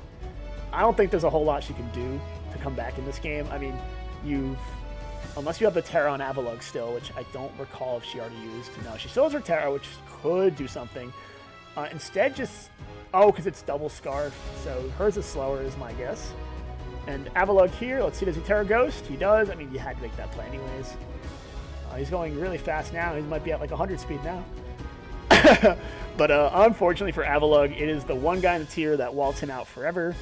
And that is Slowbro. So not only is he going to get burned at some point, he has no Spadef. He's locked into basically hitting Recover the rest of the game. The Future Sight will come in here, and he gets burned, and he probably dies. Yeah, there's nothing you can do to Slowbro when you're Avalugg. So Chris with a clean game 3. I mean, just the power of a really strong Terra and having a Slowbro versus a team that really doesn't do much into Slowbro. I'm being honest. So I'm sure Jordan will be happy when, like I said, he'll get banned. I'm pretty confident in that one. But a clean game 3 by Chris. He is proving his his dominance in Pokemon lately. He has been doing really good. So, real impressed with his play. But I'm actually pretty impressed with Jordan's play too in this Gen 9 set. I think she's cooking in the SV formats a lot harder than I think people are giving her credit for. So we're going to quickly go into the standings here. We see that it was a 3-2 on each week here. Coming into week 5, we have Duford Ranbats versus David's team, so my team versus David's. And we have the Matt's team versus Corey's again. SVOU, DPOU, ADVOU. You can't see that. It's on the left here. Doubles model type and a wild card yet to be determined. But yeah, with these following games, we have JT now pivoting from Corey's team to Matt's team again. And yeah, we'll hope to have some fun analysis on some of the more classic formats coming up next week. So stay tuned for that. And yeah, thank you guys all for watching. I'll scroll down just a little bit more so you can see all the results here. I know it's zoomed in a lot, so you can't see them all. But yep, I want to thank you guys for watching this week's PR. I hope that we go back to a dual format soon enough. That way I don't have to just talk for 2 hours straight. But thank you guys for listening to me anyways on that regard. So until next time, I'll see you guys in the next PR.